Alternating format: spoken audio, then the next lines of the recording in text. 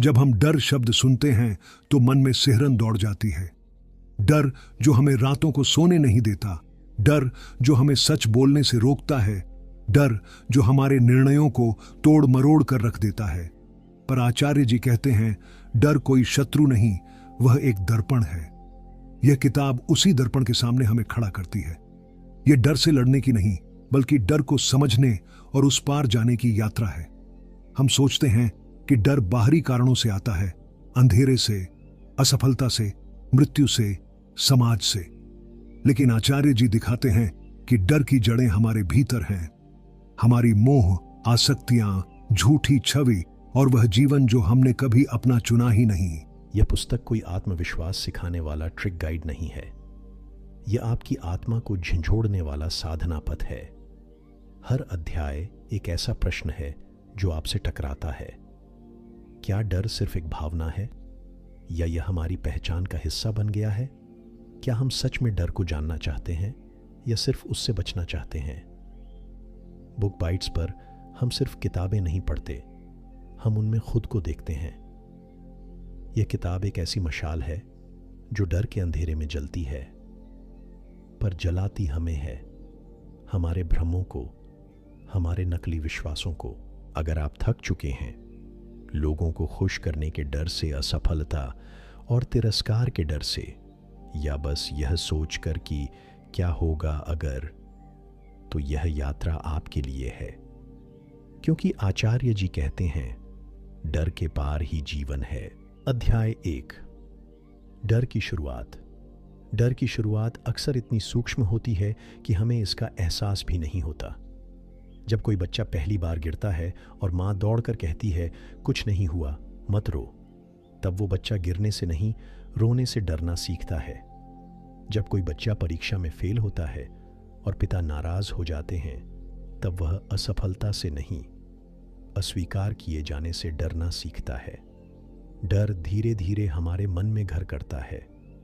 वह हमारे अनुभवों से नहीं, हमारी व्याख्याओं से जन्म लेता है। आचार्य जी कहते हैं कि डर की जड़ उस विचार में है जहां हम यह मान लेते हैं कि कुछ गलत हो सकता है, और यह सोच, यह कल्पना वर्तमान से नहीं, भविष्य से आती है।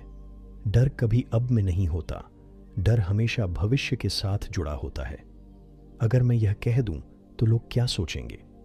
अगर मैं असफल हो गया तो? ऐसे ही वाक्यों में डर पनपता है। डर कल्पना की उपज है, और कल्पना मन की एक चाल है। हर डर के पीछे एक छवि होती है, हमारे बारे में, हमारी प्रतिष्ठा के बारे में, हमारे सपनों के बारे में।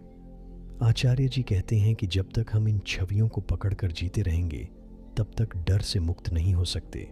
डर उन छवियों के खो जाने का भय है जिन्हें हमने अपनी पहचान बना लिया है। अगर आपने खुद को सफल के रूप में देखा है, तो असफल होने का विचार ही डर पैदा कर देगा। समाज का सबसे बड़ा हथियार है डर। धर्म, राजनीति, रिश्ते, सब जगह डर का इस्तेमाल होता है। अगर तुम यह नहीं करोगे तो नरक मिलेगा, अगर तुमने वो नहीं माना तो समाज से निकाल दिए जाओगे।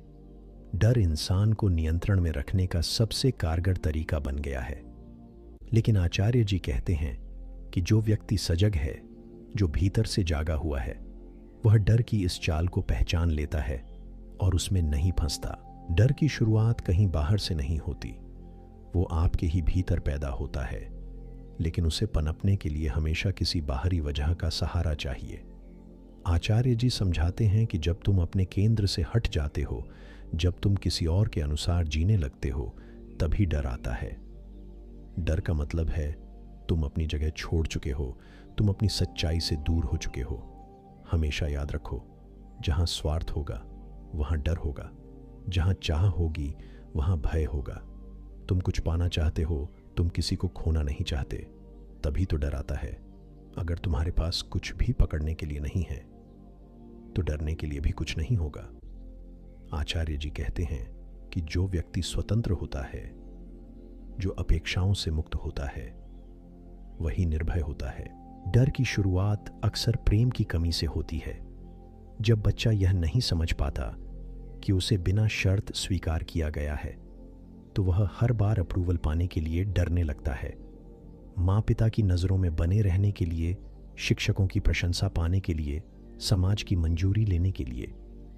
धीरे धीरे वह अपने भीतर एक ऐसा ढांचा बना लेता है जो हमेशा दूसरों पर निर्भर रहता है, और यही बन जाता है डर का मूल। डर सिर्फ भय नहीं है, वह एक झूठी पहचान है। जब तुम कहते हो मुझे अपनी इज्जत का डर है, तो दरअसल तुम कह रहे हो कि मेरी जो झूठी इमेज है उसके टूट जाने का डर है। आचार्य जी बार बार पूछते हैं, क्या सच में इज्जत को कोई तोड़ सकता है, या तुमने ही एक ऐसी परछाई को पकड़ रखा है जिसे लोग तो क्या खुद तुम भी नहीं पहचानते? डर को हटाने की पहली शर्त है उसे स्वीकार करना। जब तक तुम ये कहते रहोगे कि मैं डरता नहीं हूं या मैं तो बहुत कॉन्फिडेंट हूं, तब तक डर भीतर ही भीतर तुम्हारा शोषण करता रहेगा। आचार्य जी कहते हैं कि जो व्यक्ति यह स्वीकार कर सकता है कि हाँ मैं डरता हूं, वही उस डर के पार जा सकता है, क्योंकि वही उस जड़ तक पहुंचेगा जहां से डर उपजा है। डर की शुरुआत होती है असत्य से। जहां कहीं तुमने झूठ बोला, जहां कहीं तुमने कुछ छुपाया, वहां डर पैदा हुआ। सत्य कभी डर नहीं लाता। सत्य में डर की कोई जगह नहीं होती। जो व्यक्ति सत्य के साथ जीता है वह निर्भय होता है, क्योंकि उसे खोने के लिए कुछ नहीं होता, छुपाने के लिए कुछ नहीं होता। इसीलिए आचार्य जी कहते हैं, डर से मुक्त होना है तो पहले सत्य के साथ खड़ा होना सीखो। बहुत बार हम सोचते हैं कि डर हमसे कुछ छीन लेगा, नौकरी, रिश्ते, सम्मान। लेकिन सच तो यह है कि डर पहले ही हमसे बहुत कुछ छीन चुका होता है। हमारा आत्मविश्वास, हमारी आज़ादी, हमारी स्पष्टता। डर किसी चोर की तरह धीरे धीरे हमारे जीवन को खाली करता है, और जब हमें यह एहसास होता है तब तक हम डर को अपना स्वभाव बना चुके होते हैं। आचार्य जी कहते हैं कि डर को समझने के लिए हमें अपने अतीत में नहीं, अपने वर्तमान में झांकना होगा। डर को जानने के लिए आपको यह नहीं जानना कि बचपन में क्या हुआ, बल्कि यह देखना है कि अभी इस क्षण क्या चल रहा है। तुम किस बात से डरते हो? किस चीज को खोने से डर लगता है? किस छवि को बचाने में लगे हो? वहां देखो, वही डर की जड़ है। डर का सबसे बड़ा लक्षण है टालना। जब तुम किसी काम को बार बार टालते हो, जब तुम किसी सच का सामना नहीं करना चाहते, जब तुम किसी बातचीत से कतराते हो, तब जान लो कि डर सक्रिय है। और जब तुम यह देख पाते हो कि मैं डर के कारण भाग रहा हूं, तभी तुम्हें यह अवसर भी मिलता है कि तुम उस डर को चुनौती दे सको। डर एक आदत है, और हर आदत की तरह यह भी रोज थोड़ी थोड़ी मजबूत होती जाती है। जब तुम डर के हिसाब से काम करते हो, जैसे मैं यह नहीं बोलूंगा क्योंकि लोग नाराज हो जाएंगे, मैं यह नहीं करूंगा क्योंकि क्या होगा अगर मैं फेल हो गया, तो तुम डर को रोज भोजन दे रहे हो। आचार्य जी कहते हैं, डर को भूखा रखो, उसे खाना मत दो। जब तक तुम उसकी सेवा करते रहोगे, वह राज करता रहेगा। डर का इलाज साहस नहीं है, सजगता है। साहस कई बार सिर्फ एक भावनात्मक प्रतिक्रिया हो सकता है, लेकिन सजगता एक स्थायी दृष्टि है। सजग व्यक्ति देखता है कि डर कहां से आ रहा है, क्यों आ रहा है, किस छवि से जुड़ा है, और जब वह सब स्पष्ट होता है तो डर अपने आप गिरने लगता है। क्योंकि डर अंधकार है, उसे हटाने की जरूरत नहीं, बस एक दीप जलाने की जरूरत है। अध्याय 2, डर एक हास्यपद भूल। डर हमें बहुत बड़ा लगता है, लेकिन उसकी जड़ें बहुत छोटी होती हैं, इतनी छोटी कि अगर उन्हें देख लिया जाए तो हंसी आ जाए। आचार्य जी कहते हैं कि डर सिर्फ एक मजाक है, एक भ्रम है जिसे हमने जीवन का सच मान लिया है। जब तुम पूरी सजगता से देखो कि डर क्यों आया, कैसे पनपा, तो तुम्हें समझ में आएगा कि वह बस तुम्हारी कल्पना थी, कुछ भी ठोस नहीं, कुछ भी स्थायी नहीं। हम डर से भागते रहते हैं, उसे दबाते रहते हैं, उससे बचते रहते हैं, लेकिन डर को जानने का एकमात्र तरीका है उसे पूरी ईमानदारी से देखना। आचार्य जी बार बार कहते हैं कि डर एक छाया है, और छाया तब तक बनी रहती है जब तक तुम उसके स्रोत की ओर पीठ किए रहते हो।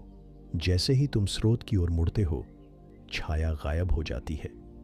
यही डर के साथ भी होता है। डर को हम अपने विचारों से इतना बड़ा बना लेते हैं कि वह राक्षस बन जाता है, लेकिन अगर ध्यान से देखा जाए तो वह राक्षस असल में हमारी बनाई हुई परछाई होती है। तुमने कभी उस भय का विश्लेषण किया है? जैसे किसी परीक्षा में फेल होने का डर, वह परीक्षा से नहीं, समाज की नज़रों से है। समाज की नज़रों का डर असल में अपनी छवि के टूटने का डर है, और वह छवि भी तो तुमने ही बनाई है। डर हास्यपद है क्योंकि यह तुम्हारे ही मन की कहानी है जिसे तुम रोज दोहराते हो। जब कोई बच्चा अंधेरे से डरता है तो वह सच में अंधेरे से नहीं डरता, वह उस अंधेरे में जो कल्पनाएं कर रहा है उनसे डरता है। जैसे जैसे हम बड़े होते हैं, डर की कल्पनाएं बदल जाती हैं। अब भूत की जगह भविष्य आ जाता है, समाज आ जाता है, विफलता आ जाती है, लेकिन प्रक्रिया वहीं रहती है। आचार्य जी कहते हैं कि डर अपने आप में मजाक है क्योंकि वह किसी वास्तविकता पर नहीं टिका होता, उसका कोई ठोस आधार नहीं होता। ये तो तुम्हारे मन की आदत है कल्पना करने की, अनुमान लगाने की, और फिर उस अनुमान को सच मानकर डरने की। जब तुम देख पाते हो कि यह सब एक बेमतलब की कहानी थी, तभी तुम हंस सकते हो और तब डर खत्म हो जाता है। हमारा पूरा समाज डर पर टिका है। शिक्षा, नौकरी, विवाह, धर्म, कानून, सब जगह डर का इस्तेमाल होता है। अगर बच्चे को डांट नहीं पड़ी तो वह नहीं पढ़ेगा। अगर नागरिक को सजा का डर नहीं हुआ तो वह कानून नहीं मानेगा।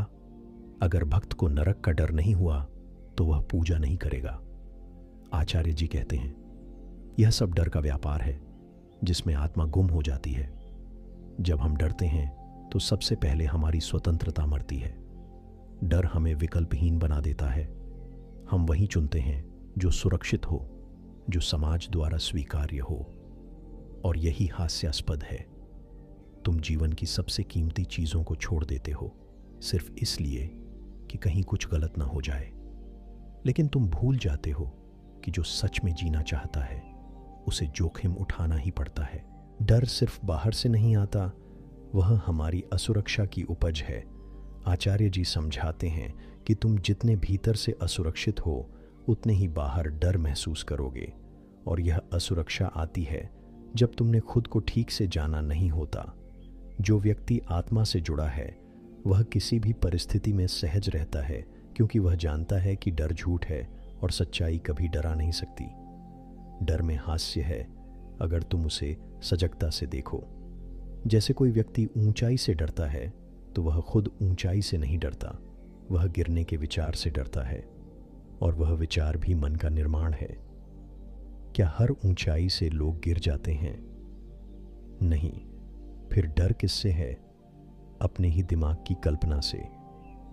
इसीलिए आचार्य जी कहते हैं कि डर का सबसे बड़ा इलाज है देखना, ध्यानपूर्वक देखना। डर तब तक मजबूत रहता है जब तक तुम उसे देख नहीं लेते। जैसे ही तुम ठहर कर उसे देख पाते हो वह तुरंत हल्का होने लगता है। लेकिन समस्या यह है कि हम डर को देखना ही नहीं चाहते, हम उससे भागते रहते हैं। आचार्य जी कहते हैं देखो, भागो मत, क्योंकि डर में जो शक्ति है वह भागने में नहीं, रुककर देखने में है। हमें यह सिखाया गया है कि डर को दबाओ, छुपाओ और उस पर विजय प्राप्त करो। लेकिन आचार्य जी कहते हैं कि डर को जीतने की नहीं, समझने की जरूरत है। वह कोई युद्ध नहीं है, वह तो एक संकेत है। वह तुम्हें बताता है कि कहीं कुछ झूठा है, कहीं कुछ अधूरा है, और अगर तुम उस संकेत को समझ सको तो वह डर तुम्हारा मार्गदर्शक बन सकता है। डर के मजाक को तभी पहचाना जा सकता है जब तुम खुद को बहुत गंभीरता से लेना छोड़ दो। आचार्य जी कहते हैं जब तक तुम अपने अस्तित्व को एक महान नायक की तरह देखोगे तब तक डर बना रहेगा, लेकिन जब तुम यह देखोगे कि तुम भी एक सामान्य व्यक्ति हो, गलतियों से भरे, अधूरे लेकिन ईमानदार, तब डर अपना असर खो देता है, क्योंकि अब खोने को कुछ नहीं बचा। डर का दूसरा नाम है भ्रम। तुम सोचते हो कि यह भय तुम्हें बचा रहा है, लेकिन असल में यह तुम्हें जकड़ रहा है। तुम सोचते हो कि डर तुम्हें गलत निर्णयों से रोकता है, लेकिन सच तो यह है कि वह तुम्हें निर्णय लेने से ही रोक देता है। डर कोई सलाहकार नहीं, वह तो जेलर है जो तुम्हें मानसिक कैद में रखता है। आचार्य जी कहते हैं अगर मुक्त होना है तो पहले इस भ्रम को पहचानो। बहुत बार हम सोचते हैं कि अगर हम डर से मुक्त हो गए तो जीवन बेकाबू हो जाएगा, हम लापरवाह बन जाएंगे। लेकिन आचार्य जी समझाते हैं कि डर से मुक्ति का मतलब लापरवाही नहीं, सजगता है। जब तुम डर से नहीं बल्कि समझ से कार्य करते हो, तभी जीवन में सच्ची जिम्मेदारी आती है। डर एक नकली जिम्मेदारी है जो सिर्फ समाज को खुश करने के लिए जीती जाती है। डर से बाहर आने का पहला कदम है हंसना। हाँ, जब तुम देख पाओ कि जिस चीज से तुम इतने वर्षों से डरते आ रहे थे वह बस एक कल्पना थी, तो तुम्हें हंसी आएगी, और यह हंसी ही पहली स्वतंत्रता है। आचार्य जी कहते हैं, डर का अंत तब होता है जब तुम उसे एक खेल की तरह देख पाते हो, न कि एक दुश्मन की तरह। अध्याय 3, डर से मुक्ति। डर से मुक्ति की इच्छा लगभग हर इंसान के भीतर होती है, लेकिन यह इच्छा अपने आप में ही अक्सर एक और डर से पैदा होती है, डर से छुटकारा न पाने का डर। आचार्य जी बताते हैं कि जब तक तुम डर से लड़ते रहोगे तुम उससे मुक्त नहीं हो सकते। डर से मुक्ति कोई युद्ध नहीं है, यह तो समझ की प्रक्रिया है। यह देखना है कि डर है क्या, कैसे बनता है और किसे डर लगता है।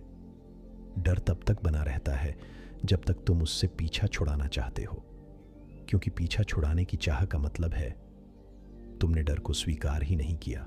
जो चीज स्वीकार नहीं होती वह भीतर गहराई तक छिपी रहती है, और जो छिपी रहती है वही मन के अंधेरे कोने में डर का रूप लेकर पनपती है। आचार्य जी कहते हैं, सबसे पहले डर को खुलकर देखो, उससे भागो मत। डर से मुक्ति के लिए सबसे पहले जरूरी है पूरी ईमानदारी। हम डर से भी झूठ बोलते हैं। हम कहते हैं मुझे डर नहीं लगता, जबकि भीतर से कांप रहे होते हैं। या फिर हम कहते हैं थोड़ा डर तो जरूरी है ताकि उसे जायज ठहरा सकें। लेकिन जब तक तुम डर को लेकर खुद से झूठ बोलते रहोगे तुम उसे पहचान ही नहीं पाओगे, और जिसे पहचाना नहीं उससे मुक्ति कैसे मिलेगी। मुक्ति तब मिलती है जब तुम डर को गहराई से देख सको, उसके हर स्तर पर, हर परत पर। आचार्य जी कहते हैं, डर कभी भी एक सतही अनुभव नहीं होता, उसका संबंध तुम्हारी गहराई से है। इसलिए उसे समझने के लिए सतही तरीके काम नहीं करते। न आत्मसंवाद, न मोटिवेशन, न ही ध्यान की कोई तकनीक। डर को सिर्फ देखना होता है, पूरी सजगता से, बिना किसी समाधान के लालच के। डर से मुक्ति तभी होती है जब तुम उसकी जड़ को समझो, और उसकी जड़ हमेशा तुम्हारी आत्म छवि में होती है। तुम्हें डर लगता है कि तुम जो सोचते हो कि तुम हो वह छवि कहीं टूट न जाए। डर तुम्हारे मैं के बचाव में आता है।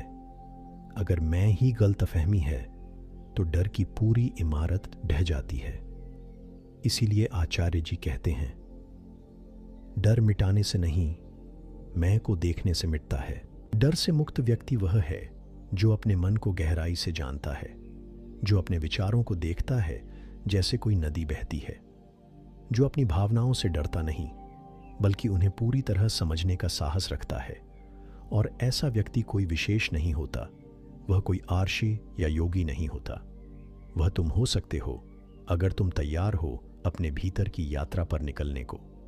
डर से मुक्ति केवल बाहरी परिस्थिति बदलकर नहीं आती। लोग सोचते हैं कि नौकरी बदल लेंगे, जगह बदल लेंगे, रिश्ते बदल लेंगे तो डर चला जाएगा। लेकिन डर तो तुम्हारे भीतर है, जहां तुम जाओगे वह भी साथ जाएगा। इसलिए आचार्य जी कहते हैं, डर से भागो मत, उसकी आंखों में देखो। वह देखने की क्रिया ही पहला कदम है स्वतंत्रता की ओर। हम में से बहुतों के लिए डर जीवन का स्वाभाविक हिस्सा बन गया है। हम उससे इतने आदी हो गए हैं कि उसकी अनुपस्थिति हमें असुरक्षा लगती है। जैसे कोई पुराना दर्द जो वर्षों से साथ है, अब वह दर्द नहीं, पहचान बन चुका है। डर को भी हम वैसा ही अपनाते हैं, लेकिन आचार्य जी कहते हैं, यह जीवन जीने का तरीका नहीं है। डर के बिना जीवन ही असली जीवन है। डर से मुक्त होने का मतलब यह नहीं कि अब तुम्हें कोई कठिनाई नहीं आएगी। इसका अर्थ है कि कठिनाई आएगी, लेकिन तुम उससे डरोगे नहीं, तुम उसमें डूबोगे नहीं। तुम उस परिस्थिति को साफ देख सकोगे और उसी साफ दृष्टि से निर्णय ले सकोगे। डर तो धुंध है, भ्रम है, और मुक्ति वह आंख है जो उस धुंध को पार देख सके। डर को अक्सर हम सुरक्षा से जोड़ते हैं। हमें लगता है कि डर हमें बचाता है, सतर्क करता है, लेकिन यह एक गलतफहमी है। सच ये है कि डर तुम्हें सिकोड़ता है, कमजोर बनाता है, तुम्हारी निर्णय क्षमता को धुंधला करता है। आचार्य जी कहते हैं, डर कोई सलाहकार नहीं है, वह तो तुम्हारा सबसे बड़ा शत्रु है जो दोस्त बनकर तुम्हारे भीतर बैठ गया है। डर से मुक्ति कोई उपलब्धि नहीं, यह तो तुम्हारी प्रकृति है। बच्चा जब जन्म लेता है तो वह निडर होता है, वह जानता ही नहीं कि डरना क्या होता है। धीरे धीरे समाज, शिक्षा, धर्म और अनुभवों के जरिए उसमें डर भरा जाता है। जब वह बड़ा होता है तो वही डर उसका स्वभाव बन जाता है। मुक्ति का अर्थ है उसी असली स्वाभाविक अवस्था में लौट जाना। अगर तुम डर से सचमुच मुक्त होना चाहते हो तो पहले उस डर को समझो जिसे तुम सबसे अधिक छुपाते हो। वह डर जो तुम किसी को नहीं बताते, जिसे तुम खुद से भी नहीं स्वीकारते। वह डर ही तुम्हारा असली कारागार है, और जब तुम उसके पास जाते हो तब तुम कांपते हो, लेकिन वहीं से मुक्ति की शुरुआत होती है। आचार्य जी कहते हैं, जहां तुम सबसे ज्यादा डरते हो वहीं सबसे गहरा सत्य छिपा है।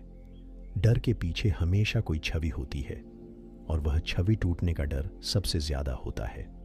लोग सोचते हैं कि उन्हें मृत्यु का डर है या विफलता का, लेकिन गहराई से देखा जाए तो यह सब डर उस छवि के खत्म होने का है जिसे उन्होंने अपने बारे में बना रखा है। अगर उस छवि को झूठा मान लो तो डर की नींव हिल जाती है। डर से मुक्त व्यक्ति कोई विशेष नहीं होता, वह वही व्यक्ति है जो तुम हो, लेकिन उसने अपने मन को, अपने भ्रमों को और अपने डर को पूरी तरह से समझ लिया है। उसने खुद को देखने का साहस कर लिया है, और यही साहस ही असली योग है। यही सच्चा अध्यात्म है, यही आत्मा की ओर पहला कदम है। अध्याय 4। मन नए से डरता है। मन की सबसे बड़ी प्रवृत्ति है परिचित में टिके रहना। वह वही सोचता है जो उसने पहले सोचा था, वही करता है जो पहले करता आया है, और वही चाहता है जो वह पहले से जानता है। नया कुछ भी मन को असहज करता है, क्योंकि नया अनिश्चित है, अनजाना है, और मन को अनिश्चितता से डर लगता है। इसीलिए जब भी कोई नया अवसर आता है, कोई नई दिशा दिखती है, मन डरने लगता है। नया मतलब है असुरक्षित क्षेत्र, और मन हमेशा सुरक्षा चाहता है, भले ही वह सुरक्षा दुखद हो, सीमित हो, लेकिन वह परिचित होनी चाहिए। आचार्य जी कहते हैं कि मन बदलाव नहीं चाहता, क्योंकि बदलाव उसे उसकी जड़ता से हिलाता है। नया रास्ता उसे यह पूछने पर मजबूर करता है कि अब तक जो चल रहा था वह सही था या नहीं, और मन सवालों से डरता है। मन को नए विचार से भी डर लगता है, क्योंकि नया विचार पुराने विश्वासों को चुनौती देता है। कोई अगर कहे कि तुम जिस ईश्वर को पूजते हो वह तुम्हारे मन की कल्पना है, तो मन तिलमिला जाता है। कोई अगर कहे कि तुम जिस रिश्ते को प्रेम कहते हो वह सिर्फ आदत है, तो मन असहज हो उठता है, क्योंकि नया विचार भीतर बैठे झूठ की नींव हिला देता है। हर नया अनुभव मन को डराता है, क्योंकि उसमें आत्मा का सामना करना पड़ता है। नया अनुभव वह आईना है जिसमें तुम अपनी सच्चाई को देख सकते हो, और यही मन को पसंद नहीं। मन चाहता है कि सब कुछ वैसा ही चलता रहे जैसे कल था, जैसे आज है, और जैसे वह चाहता है कि कल हो। इस स्थिरता में उसे आराम मिलता है, लेकिन यह आराम मृत्यु के समान है, गतिहीन और निष्प्राण। आचार्य जी समझाते हैं कि मन का यह डर तुम्हें हर वो चीज छोड़ने से रोकता है जो तुम्हारे लिए आवश्यक है। तुम नए कार्यक्षेत्र में नहीं जाते क्योंकि असफलता का डर है। तुम नए रिश्ते में नहीं उतरते क्योंकि टूटने का डर है। तुम नया सच नहीं सुनते क्योंकि पुराना झूठ बहुत आरामदायक है। यही मन का दुष्चक्र है जो उसे नयापन नहीं अपनाने देता। डर हमेशा उसी से होता है जिसे तुमने अभी जाना नहीं। तुम सोचते हो कि नया निर्णय लेना गलत हो सकता है, इसलिए तुम टालते हो, लेकिन टालने का कारण सही गलत नहीं, डर होता है, और यह डर हर बार तुम्हें वही पुराना जीवन जीने को मजबूर करता है। भले ही वह थका देने वाला हो, लेकिन वह तुम्हें परिचित लगता है। यही परिचित असुरक्षा को छुपा देता है। मन बदलाव से इसलिए डरता है क्योंकि बदलाव के साथ जिम्मेदारी आती है। अगर तुम नया रास्ता चुनते हो और कुछ गलत होता है तो तुम्हारे पास किसी और को दोष देने का बहाना नहीं रहेगा। पुराने रास्ते पर चलना आसान होता है, वहां तुम्हें सिर्फ अनुसरण करना होता है। लेकिन नया रास्ता तुम्हें अपना उत्तरदायित्व खुद उठाने को कहता है और मन इससे घबराता है। नई सोच, नया मार्ग, नया संबंध, यह सब तुम्हें भीतर से हिलाते हैं। वे तुम्हारे बने बनाए विचारों को तोड़ते हैं, तुम्हारे आरामदायक भ्रम को उजागर करते हैं। आचार्य जी कहते हैं कि तुम डरते नहीं हो नए से, तुम डरते हो नए के प्रभाव से, क्योंकि नया तुम्हारे पुराने को झूठा साबित कर सकता है और यह तुम्हारे अहंकार को चोट पहुंचाता है। मन को अक्सर लगता है कि नया एक खतरा है, लेकिन सच्चाई यह है कि नया ही जीवन है। जहां परिवर्तन नहीं, वहां चेतना नहीं।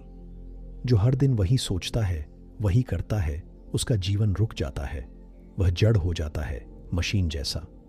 नया अनुभव, नई दृष्टि, नया निर्णय, यह सब मन को जीवित करते हैं, हिलाकर जगा देते हैं, और यही जागरण डरावना लगता है।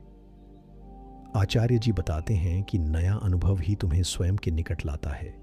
जब तुम नए में उतरते हो, अनिश्चित, असुरक्षित होकर, तब तुम अपनी सीमाओं को तोड़ते हो। तब तुम्हें पता चलता है कि तुम जो सोचते हो मैं हूं, वह दरअसल कितनी सीमाओं से घिरा था। नए में डर होता है, लेकिन वही डर दरवाजा है स्वतंत्रता का। जो उस दरवाजे को पार करता है, वही मुक्त होता है। नए को अपनाने के लिए साहस नहीं, समझ चाहिए।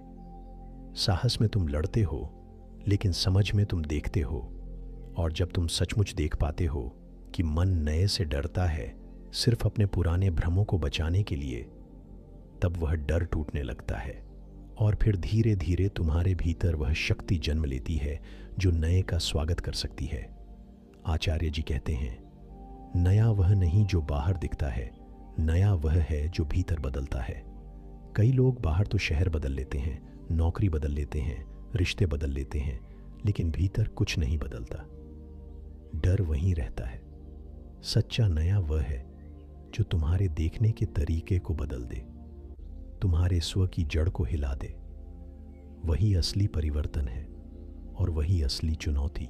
जो नया अपनाता है वह जीवित होता है, और जो पुराने में अटका है वह धीरे धीरे मर रहा है। आचार्य जी कहते हैं, तुम्हारा डर नहीं कहता कि तुम जिंदा हो, तुम्हारा डर कहता है कि तुम अंदर ही अंदर मर रहे हो। अगर तुम नए विचार से कांप रहे हो, तो यही अवसर है कि तुम खुद को भीतर से झांक सको। यही डर तुम्हें भीतर ले जा सकता है, अगर तुम उसे दबाने की बजाय देखो। मन नए से डरता है क्योंकि नया उसे नियंत्रण से बाहर कर देता है। पुराने में सब कुछ तय है, कैसी बात करनी है, कैसे व्यवहार करना है, क्या सोचना है, सब रटा हुआ है। लेकिन नया तुम्हें खुला छोड़ देता है, और खुलापन मन को डराता है, क्योंकि खुला होना मतलब है अनिश्चितता को स्वीकार करना, अपनी सीमाओं को तोड़ना और स्वयं को जोखिम में डालना। आचार्य जी यह भी कहते हैं कि नए को अपनाने के लिए जरूरी है प्रेम। बिना प्रेम के नया अनुभव सिर्फ एक प्रयोग बन जाता है। लेकिन जब प्रेम होता है तो तुम नए में डूब सकते हो। तब नया कोई खतरनाक यात्रा नहीं, वह एक पूजा बन जाता है। तुम डरते नहीं, तुम समर्पण करते हो, और समर्पण ही मन के नए अनुभव को बचाने की शक्ति है। अध्याय 5, संचय और डर। डर और संचय का रिश्ता गहरा है। जितना ज्यादा डर, उतनी ज्यादा संचय की प्रवृत्ति। हम जितने असुरक्षित महसूस करते हैं, उतना ज्यादा चीजें जमा करने लगते हैं। यह संचय केवल पैसों या वस्तुओं का नहीं होता, यह संबंधों का भी होता है, सम्मान का, जानकारी का, और यहां तक कि आध्यात्मिकता का भी। मन सोचता है, अगर मेरे पास ज्यादा होगा तो मैं सुरक्षित रहूंगा। लेकिन आचार्य जी कहते हैं कि संचय कभी सुरक्षा नहीं देता, वह केवल डर को ढकता है। असली सुरक्षा भीतर से आती है, जहां आत्मा को कोई डर नहीं होता। लेकिन जब तुम आत्मा से कटे होते हो, तभी संचय का मोह जन्म लेता है। तुम चीजों में, लोगों में, पदों में सुरक्षा ढूंढते हो और यहीं से डर की नींव मजबूत हो जाती है।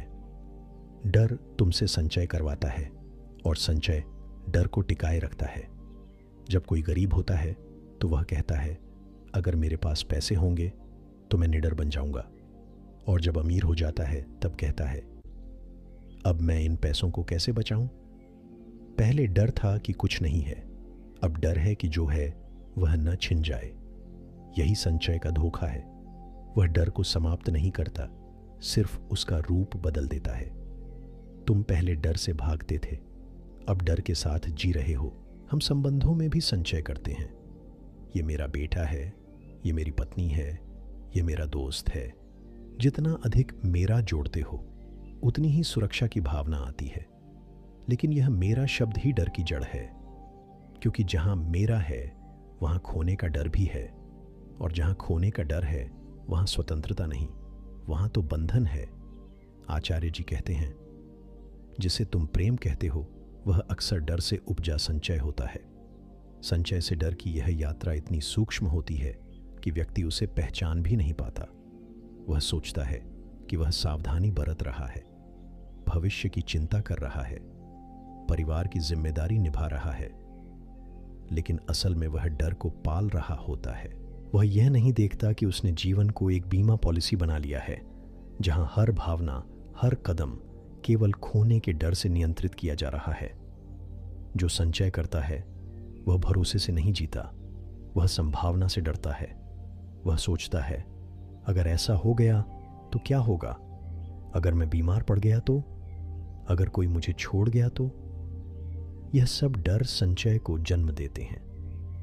आचार्य जी बताते हैं कि तुम्हारे भीतर जितनी अधिक अनिश्चितता की स्वीकार्यता होगी, उतना कम संचय की जरूरत पड़ेगी, क्योंकि तब तुम्हें भरोसा होगा, जो भी होगा उससे तुम निपट लोगे। हम यह भी सोचते हैं कि अधिक संचय से हम दूसरों से ऊपर हो जाएंगे, और यह श्रेष्ठता का भ्रम हमें शक्ति देता है। लेकिन यह शक्ति सतही होती है, दिखावटी होती है। अंदर से हम वही डरपोक बने रहते हैं कि कहीं यह शक्ति कोई छीन न ले। यह डर उस चूहे जैसा है जो कांच के घर में रहता है और सोचता है कि वह सुरक्षित है, लेकिन हर क्षण कांप रहा होता है। आचार्य जी कहते हैं, संचय आत्मा की आंखें बंद कर देता है, क्योंकि संचय का आधार ही यह मान्यता है कि तुम अधूरे हो और तुम्हें बाहर से कुछ जोड़कर पूरा होना है। यह सोच ही डर पैदा करती है कि तुम जैसा हो वैसे पर्याप्त नहीं हो, और यह भ्रम ही तुम्हें अंतहीन संग्रह की ओर धकेलता है। लेकिन जितना ज्यादा तुम संग्रह करते हो उतना ही तुम भीतर खाली हो जाते हो। जो संचय से मुक्त होता है वह बहुत हल्का हो जाता है, उसके पास खोने को कुछ नहीं होता, इसलिए वह डरे बिना जी सकता है। और जिसने खोने के भय को छोड़ दिया उसने जीवन को गहराई से समझ लिया। आचार्य जी कहते हैं कि सच्चा भक्त वह है जो कह सके, ईश्वर, अगर तू मुझे सब कुछ भी ले जाए तो भी तुझ पर मेरा प्रेम वैसा ही रहेगा। यह निर्भयता ही परम समर्पण है। संचय केवल वस्तुएं नहीं होती, हम भावनाएं भी संचित करते हैं। बीते हुए अपमान, शिकायतें, अपेक्षाएं, इन्हें भी हम वर्षों तक मन में जमा रखते हैं, और जितना अधिक जमा करते हैं उतना ही ज्यादा डरते हैं कि कोई उन्हें छेड़ न दे, कोई उस दर्द को जान न ले। यह संचय भी एक जेल बन जाता है जहां तुम अपनी ही यादों में कैद हो जाते हो। डर और संचय का चक्र तब टूटता है जब तुम देख पाते हो कि जीवन क्षणभंगुर है और कोई भी चीज स्थायी नहीं। जब यह समझ भीतर उतरती है तब संचय का मोह टूटने लगता है। तुम धीरे धीरे छोड़ने लगते हो वस्तुएं, रिश्ते, कल्पनाएं, और तब एक नई शक्ति जन्म लेती है। वह है विश्वास। विश्वास कि तुम स्वयं में पूर्ण हो और तुम्हें कुछ जोड़ने की आवश्यकता नहीं। संचय करने वाला व्यक्ति कभी आज में नहीं जी सकता। उसका मन हमेशा भविष्य में होता है। कल क्या होगा, कल क्या चाहिए, कल क्या खो सकता हूं। और यह भविष्य की चिंता ही डर को जन्म देती है। जो आज को देख लेता है, जो इस क्षण को पूरी तरह जीता है, वह संचय से मुक्त हो सकता है। और जब तुम संचय से मुक्त हो जाते हो तभी तुम्हारे भीतर निर्भयता का प्रकाश जगता है। आचार्य जी बार बार कहते हैं कि संचय छोड़ना त्याग नहीं है, यह तो समझ है। यह कोई कठिन तपस्या नहीं, यह केवल देखना है कि जो तुम संभाल रहे हो वह असल में तुम्हारा नहीं है, और जिसे तुम अपना कहते हो वही सबसे बड़ा बोझ बन चुका है। जब यह सच्चाई तुम देख लोगे तब चीजों को छोड़ने की जरूरत नहीं पड़ेगी, वे अपने आप गिर जाएंगी। अध्याय 6, निर्णय के लिए दूसरों पर निर्भरता। जब हम निर्णय नहीं ले पाते तो हम किसी और से पूछते हैं, तू बता क्या करूं। यह सवाल जितना साधारण लगता है उसके पीछे छिपा होता है एक बहुत गहरा डर इस बात का कि अगर मैं गलत निकला तो, अगर मेरा निर्णय असफल हो गया तो। यह डर ही हमें दूसरों पर निर्भर बना देता है। हम चाहते हैं कि कोई और हमारे लिए वह जिम्मेदारी उठा ले जिससे हम अपने को सुरक्षित रख सकें। आचार्य जी कहते हैं, निर्णय लेने से डरना स्वयं को जानने से इनकार करना है, क्योंकि हर निर्णय दरअसल यह बताता है कि तुम कौन हो, तुम्हारी प्राथमिकताएं क्या हैं, तुम्हारे मूल्य क्या हैं और तुम्हारी समझ कितनी गहरी है। जब तुम यह तय नहीं कर पाते कि क्या करना है, तब असल में तुम यह नहीं जानते कि तुम हो कौन। और जब तुम्हें अपनी पहचान का ही डर है, तब निर्णय कैसे ले पाओगे। निर्णय का काम कोई और कर दे, यह सबसे आसान विकल्प लगता है। अगर सफलता मिली तो कहेंगे मैंने चुना था, और अगर असफलता मिली तो कह देंगे उसकी वजह से हुआ। यही मन की चालाकी है। वह हमेशा जिम्मेदारी से बचना चाहता है, और यह बचना डर से आता है। डर असफलता का, डर आलोचना का, डर अपनी छवि के टूटने का। इसलिए निर्णय को टालना मन की सुरक्षा नीति बन जाती है। हम बचपन से ही निर्णय में परनिर्भरता सीखते हैं। माँ बाप कहते हैं, हम जानते हैं तुम्हारे लिए क्या सही है। गुरु कहते हैं, हम तुम्हारा मार्गदर्शन करेंगे। समाज कहता है, जो सब करते हैं वही सही है। धीरे धीरे हम यह मानने लगते हैं कि सही निर्णय कोई और ही ले सकता है, और यह आदत भीतर गहरी बैठ जाती है। फिर जब जीवन में असली सवाल आते हैं, हम कांपने लगते हैं। निर्णय का डर यह बताता है कि तुम अपनी स्वतंत्रता से भाग रहे हो। आचार्य जी कहते हैं, जो स्वतंत्र नहीं होना चाहता वही निर्णय से डरता है, क्योंकि निर्णय लेना मतलब है अपने जीवन की कमान खुद संभालना। और यह बहुतों को असहज करता है। उन्हें लगता है कि अगर कुछ गड़बड़ हुआ तो दोष किसे देंगे। दूसरों को दोष देने की सुविधा खो जाती है, और इसी डर से वे निर्णय नहीं लेते। जब तुम दूसरों से पूछते हो क्या करना चाहिए, तब असल में तुम यह नहीं पूछ रहे कि सही क्या है, तुम पूछ रहे हो मुझे बचाओ मेरी गलती से। और यह बचाव की भावना ही तुम्हारी चेतना को कमजोर करती है। तुम धीरे धीरे अपने निर्णय लेने की क्षमता खो बैठते हो। तुम इतना आदतन पर निर्भर हो जाते हो कि जब कोई ना हो तो तुम्हें लगता है कि तुम अकेले हो ही नहीं सकते। निर्णय में डर इसीलिए आता है क्योंकि उसमें कोई गारंटी नहीं होती। कोई नहीं कह सकता कि यह रास्ता तुम्हें सफल बनाएगा या असफल। निर्णय हमेशा अनिश्चितता से जुड़ा होता है, और अनिश्चितता से मन डरता है। लेकिन आचार्य जी कहते हैं, अगर तुम जीना चाहते हो तो इस डर को गले लगाना होगा, क्योंकि जीवन में जो सबसे सुंदर है वह अनिश्चित है। दूसरों पर निर्भर रहकर लिए गए निर्णय कभी भी तुम्हारी आत्मा को नहीं संतुष्ट कर सकते, क्योंकि वह निर्णय तुम्हारा नहीं है। वह किसी और की इच्छा, राय या डर से प्रेरित है। और जब तुम वह निर्णय अपनाते हो तो भीतर एक टकराव चलता है, जो तुम हो और जो तुम बन रहे हो उसके बीच। यह टकराव जीवन को तनाव और पछतावे से भर देता है। निर्णय लेना कोई तकनीक नहीं, यह आत्मा की भाषा है। यह केवल सोच विचार नहीं, यह गहराई से देखने की क्षमता है। आचार्य जी बताते हैं कि जब तुम भीतर से स्पष्ट होते हो तो निर्णय स्वतः होते हैं। तब तुम्हें पूछना नहीं पड़ता, तब रास्ता अपने आप स्पष्ट होता है। लेकिन जब भीतर भ्रम होता है, जब तुम खुद से ही छिपते हो, तब हर निर्णय भारी लगने लगता है। हम यह भी सोचते हैं कि अगर किसी ज्ञानी से पूछ लिया जाए तो निर्णय सही होगा। लेकिन आचार्य जी कहते हैं, ज्ञानी का काम सलाह देना नहीं, तुम्हें तुम्हारी आंखें लौटाना है। वह तुम्हें अपने भीतर झांकने को प्रेरित करता है। अगर कोई तुम्हारे लिए निर्णय लेता है तो वह तुम्हारी स्वतंत्रता छीन रहा है, चाहे वह माता पिता हो या गुरु। निर्णय लेने की प्रक्रिया असल में आत्मज्ञान की प्रक्रिया है। तुम जितना अधिक अपने को जानोगे उतना स्पष्ट निर्णय लोगे, और यह स्पष्टता तुम्हें निर्भय बनाती है। तब तुम असफलता से नहीं डरते, क्योंकि तुम्हें पता है कि निर्णय सही था, भले ही परिणाम जैसा भी निकले। आचार्य जी कहते हैं, निर्णय कभी परिणाम के लिए नहीं होता, वह तो तुम्हारी ईमानदारी का प्रमाण होता है। दूसरों पर निर्भर रहने का एक और कारण है तुलना। तुम सोचते हो कि जो रास्ता सबसे ज्यादा लोगों ने चुना है वह शायद सबसे सुरक्षित होगा, लेकिन सच तो यह है कि जो रास्ता सबसे आम है वह सबसे मृत है। उसमें कोई चेतना नहीं, कोई मौलिकता नहीं, और वह जीवन को एक मशीन बना देता है। निर्णय लेना इसीलिए जरूरी है क्योंकि तभी जीवन में मौलिकता आती है। जब तुम हर बार पूछते हो मुझे क्या करना चाहिए, तो तुम धीरे धीरे जीवन के प्रति उदासीन हो जाते हो, क्योंकि तुम उसका बोझ किसी और पर डाल रहे हो। और जो अपने ही जीवन को लेकर सजग नहीं है वह कभी जीवित नहीं हो सकता। आचार्य जी चेताते हैं, निर्णय मत टालो, क्योंकि जीवन तुम्हारा है, और अगर तुम नहीं जीवोगे तो कोई और तुम्हारे स्थान पर जी लेगा। निर्णय में सबसे जरूरी है ईमानदारी। अपने से पूछो, मैं क्या चाहता हूं?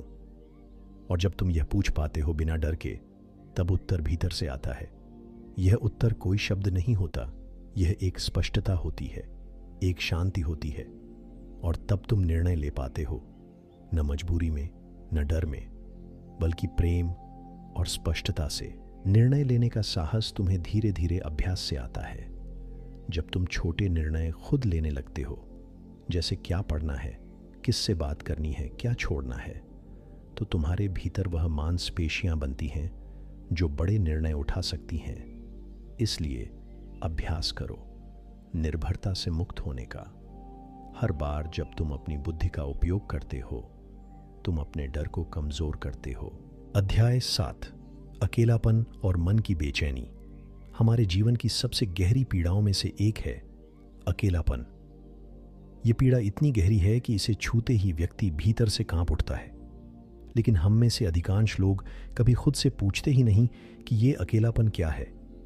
यह मन की एक स्थिति है या आत्मा की पुकार।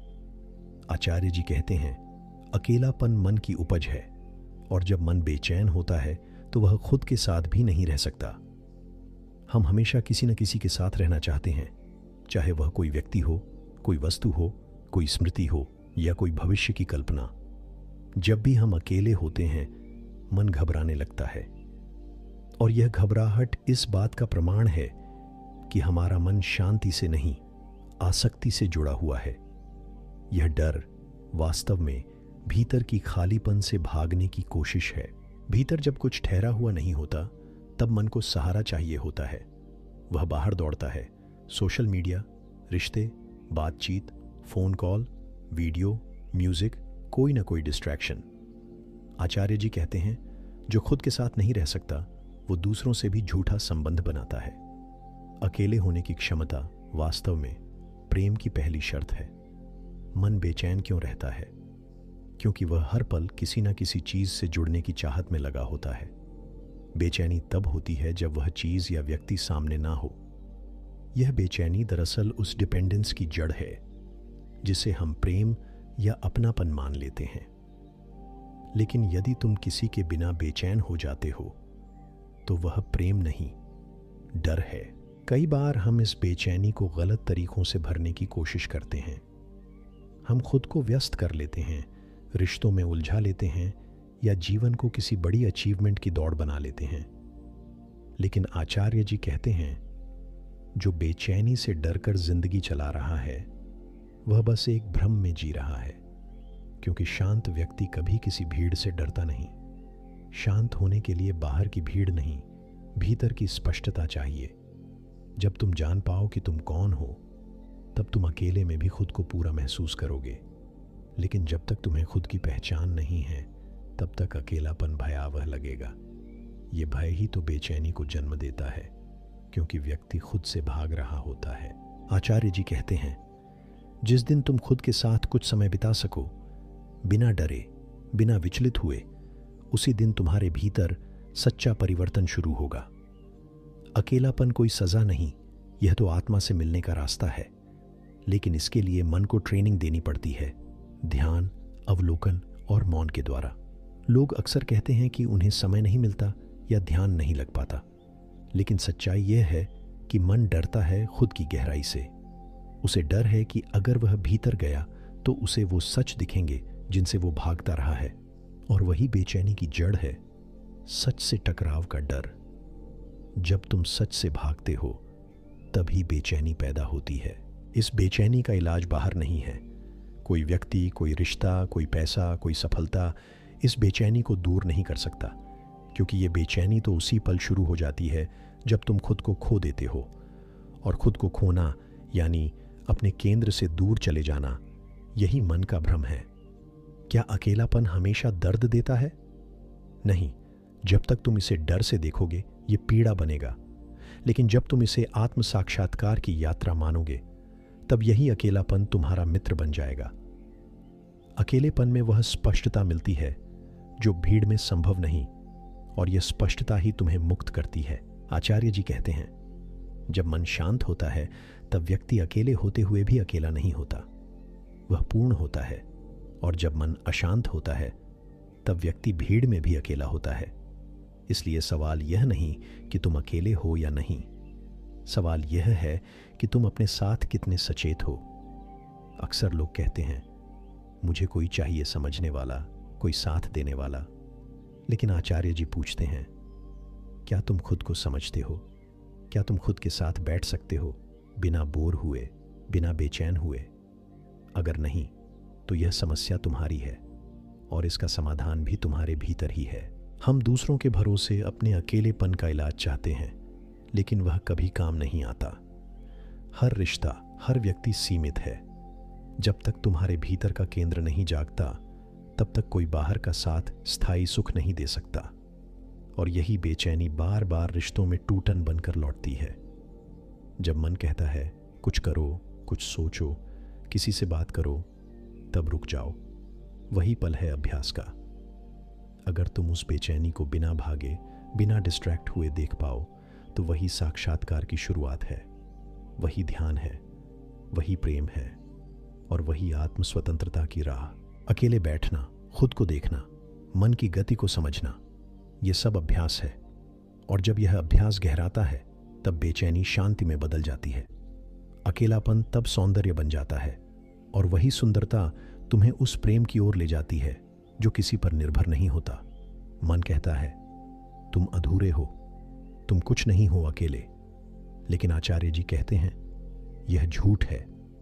व्यक्ति अकेला होकर भी पूर्ण हो सकता है, अगर वह अपने केंद्र में स्थित हो। और यह केंद्र मन नहीं, आत्मा है।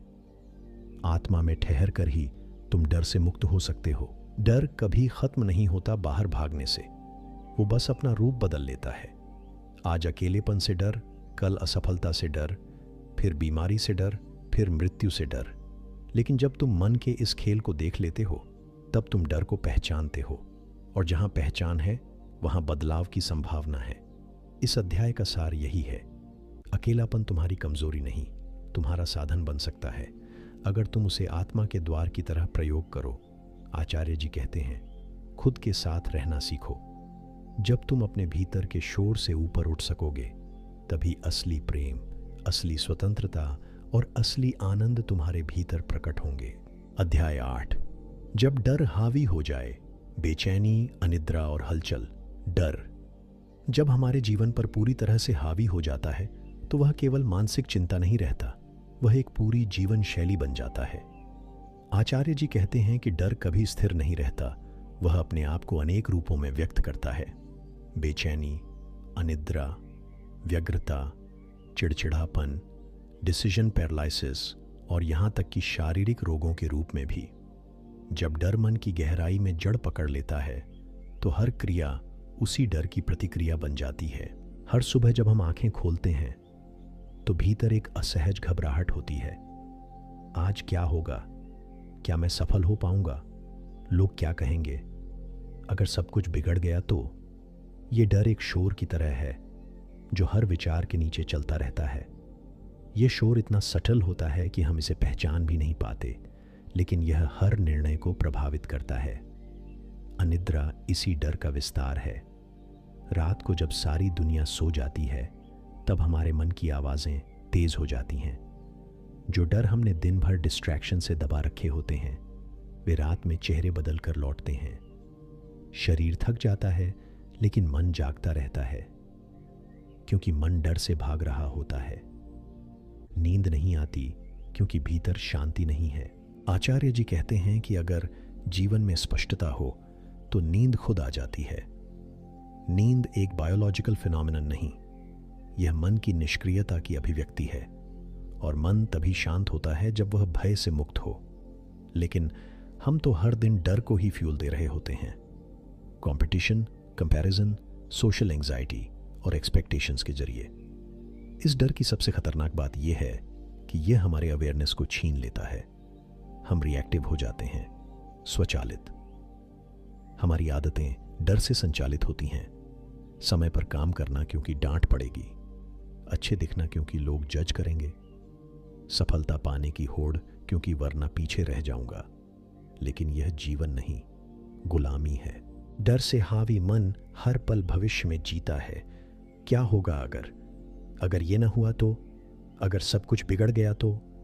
इस कल्पनात्मक भविष्य में जीते जीते व्यक्ति वर्तमान से पूरी तरह कट जाता है। और जब वर्तमान नहीं होता तब भीतर बेचैनी बढ़ती है, क्योंकि जीवन तो केवल इसी क्षण में घटित हो रहा है। आचार्य जी बार बार कहते हैं, तुम्हारा डर तुम्हारा वर्तमान खा रहा है। यह केवल एक भावनात्मक कथन नहीं, यह एक कड़वी सच्चाई है। डर तुम्हारी रचनात्मकता को कुचल देता है, तुम्हारे निर्णयों को खोखला बना देता है और तुम्हें एक ऐसे दायरे में बंद कर देता है जहां कुछ नया संभव ही नहीं होता। जो व्यक्ति डर में जीता है वह सतर्क तो होता है लेकिन सजग नहीं।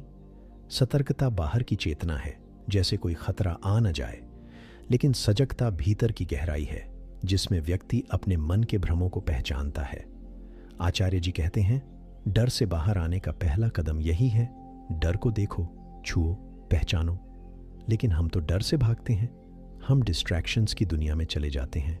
मूवी, गेम्स, सोशल मीडिया, रिश्ते, पार्टियां, सब कुछ बस इसलिए ताकि हम खुद को महसूस न करें।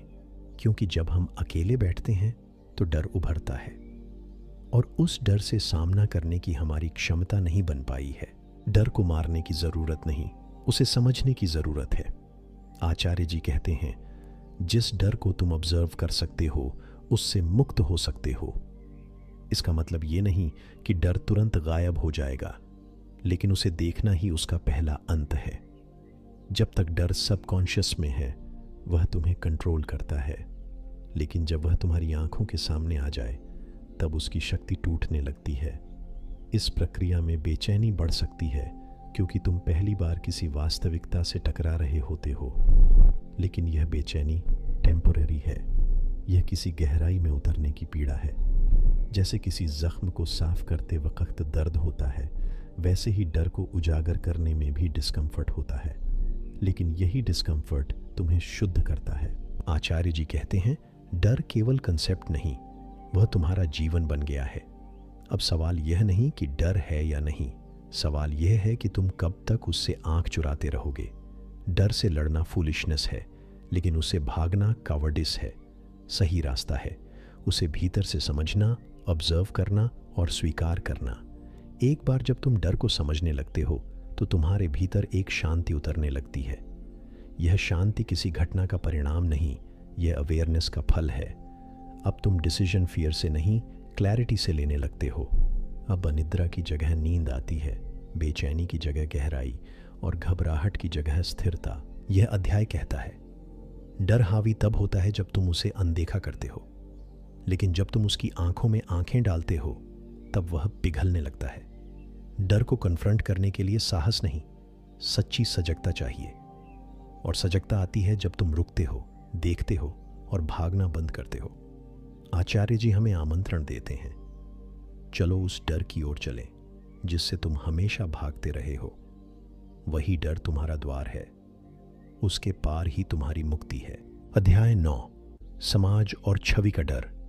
व्यक्ति के भीतर छिपा सबसे गहरा डर, लोग क्या कहेंगे, यही उसे सबसे ज्यादा कमजोर बनाता है। समाज की नजरों में अच्छा दिखने की लालसा, सराहा जाने की इच्छा, आलोचना से बचने की प्रवृत्ति, ये सब धीरे धीरे मन को इस कदर गुलाम बना देती हैं कि इंसान अपने ही जीवन का मालिक नहीं रह जाता। आचार्य जी कहते हैं, जब तक तुम समाज की छवि में उलझे हो तब तक तुम अपने नहीं हो। हम दिन भर जो भी करते हैं वो कहीं ना कहीं लोगों के अनुमोदन की चाह से जुड़ा होता है। कोई नई चीज शुरू करनी हो, कोई निर्णय लेना हो या कोई जोखिम उठाना हो, हर बार यह सवाल सामने आता है, लोग क्या सोचेंगे। यह डर इतना सट्टल होता है कि हमें अक्सर इसका पता ही नहीं चलता, लेकिन यही डर हमारे सारे पोटेंशियल्स को खत्म कर देता है। आचार्य जी कहते हैं, अगर तुम्हारा मन हर वक्त इस प्रयास में है कि तुम अच्छे लगो, तुमको कोई गलत न समझे, तुम्हारी छवि बनी रहे, तो तुम कभी सच्चाई की तरफ नहीं बढ़ सकते, क्योंकि सच्चाई अक्सर लोकप्रिय नहीं होती और जो व्यक्ति सच्चा है वह भीड़ में कभी कंफर्टेबल नहीं हो सकता। समाज, परिवार, रिश्तेदार, दोस्त, ये सब एक इनविजिबल दायरा बनाते हैं जिसमें जीने की इजाजत तो है लेकिन सोचने की आज़ादी नहीं। हर रिश्ते के पीछे एक भूमिका होती है, बेटा बेटी, पति पत्नी, विद्यार्थी, कर्मचारी, और हर भूमिका के साथ एक्सपेक्टेशंस जुड़ी होती हैं। ये एक्सपेक्टेशंस ही व्यक्ति की छवि बना देती हैं। जब हम उस छवि को बनाए रखने के लिए जीने लगते हैं तो हम अपने असली स्वरूप से कट जाते हैं। धीरे धीरे व्यक्ति दूसरों का अप्रूवल पाने की मशीन बन जाता है। वह खुद को वैसा बना लेता है जैसा समाज चाहता है। यह डर रिजेक्शन का, आलोचना का, सोशल आइसोलेशन का व्यक्ति की क्रिएटिविटी और स्वतंत्रता को कुचल देता है। आचार्य जी कहते हैं, समाज तुम्हें कुछ नाम देगा, कुछ काम सौंपेगा, कुछ सीमाएं निर्धारित करेगा। अगर तुम वही बन गए जो उन्होंने कहा तो तुम मर गए। तुम्हारा असली जीवन कभी शुरू ही नहीं हुआ। और अगर तुमने अपनी राह चुनी तो वे तुम्हें गलत ठहराएंगे, लेकिन वहीं से तुम्हारी यात्रा शुरू होगी। हमने सम्मान को डर बना लिया है। हम चाहते हैं कि लोग हमें अच्छा समझें, हमारा आदर करें, हमारी तारीफ करें, लेकिन यह आदर असली नहीं होता। यह छवि के प्रति होता है, न कि आत्मा के प्रति। अगर तुम्हारी आत्मा कुछ और कह रही है और तुम्हारा जीवन कुछ और दिखा रहा है तो तुम्हारा सम्मान भी झूठा है। लोगों की सोच को बदलना तुम्हारे हाथ में नहीं है, लेकिन खुद को उनके डर से मुक्त करना तुम्हारे हाथ में है। अगर तुम यह समझ सको कि हर व्यक्ति अपनी कंडीशनिंग के अनुसार तुम्हारे बारे में सोचता है, तो उनके विचारों का बोझ अपने कंधों पर उठाना बंद करोगे। यह बोझ ही तो बेचैनी और घुटन की जड़ है। हर बार जब तुम किसी निर्णय को टालते हो सिर्फ इसलिए कि लोग क्या सोचेंगे, तो तुम अपनी आत्मा को छोटा कर रहे होते हो। और जब तुम बार बार ऐसा करते हो तो तुम्हारी आत्मा धीरे धीरे चुप हो जाती है। उसकी आवाज़ तुम्हें सुनाई नहीं देती और फिर तुम दूसरों की आवाज़ों में खो जाते हो। आचार्य जी कहते हैं, जब तुम अपने जीवन के निर्देशक नहीं हो तो समाज तुम्हारा स्क्रिप्ट लिखता है और तुम उस स्क्रिप्ट को निभाते हुए मर जाते हो, बिना जाने कि तुम्हारा असली किरदार क्या था। यह डर कि क्या मैं फिट हो पाऊंगा, क्या मुझे एक्सेप्ट किया जाएगा, यह आत्महत्या की शुरुआत है। छवि को बनाए रखना एक बहुत भारी कार्य है। हर समय सतर्क रहना पड़ता है कि मैं कैसे दिख रहा हूं, क्या मेरी बातें ठीक हैं, क्या मेरे कपड़े सही हैं, क्या मेरी हंसी नकली तो नहीं लग रही। ये सब मानसिक बोझ बन जाता है और यह थकावट तुम्हें भीतर से खाली कर देती है। जो व्यक्ति हर किसी को खुश करना चाहता है वह अंत में किसी को भी खुश नहीं कर पाता, यहां तक कि खुद को भी नहीं, क्योंकि वह अपने भीतर सच्चे भावों से कट चुका होता है। आचार्य जी कहते हैं, जो खुद से झूठ बोलता है वही सबसे ज्यादा डरता है और यही डर तुम्हें समाज की छवि में कैद कर देता है। आत्मा स्वतंत्र है, वह किसी अप्रूवल की मोहताज नहीं, लेकिन मन अप्रूवल एडिक्ट बन चुका है। हर लाइक, हर तारीफ, हर वैलिडेशन एक नशा बन गया है, और जैसे ही वह वैलिडेशन नहीं मिलता, मन टूटने लगता है। यह टूटन आत्मा की नहीं, मन के झूठे निर्माण की होती है। इसका समाधान क्या है? आचार्य जी कहते हैं, अपने भीतर एक ऐसी स्पष्टता और सच्चाई पैदा करो कि तुम झूठ का बोझ उठाने को तैयार न रहो। जब तुम भीतर से स्पष्ट हो जाते हो कि मैं कौन हूं, मुझे क्या करना है, किस दिशा में जाना है, तो बाहर की हर आवाज कमजोर हो जाती है। तब तुम लोगों की आलोचना सुन भी सकते हो, लेकिन भीतर शांति बनी रहती है, क्योंकि अब तुम उस सत्य के आधार पर जी रहे हो जो तुम्हारा अपना है, किसी और की राय नहीं। तब तुम्हारा जीवन सरल हो जाता है, क्योंकि उसमें दिखावे, कंपैरिजन और बहाने नहीं होते। इस अध्याय का सार है, मत डरो कि कौन क्या कहेगा, क्योंकि जब तक तुम डरे रहोगे, तुम अपनी सबसे बड़ी शक्ति से कटे रहोगे, स्वतंत्रता से। और आचार्य जी कहते हैं, डर और स्वतंत्रता एक साथ नहीं रह सकते। या तो तुम डरे हुए रहोगे या आजाद होगे, फैसला तुम्हारा है।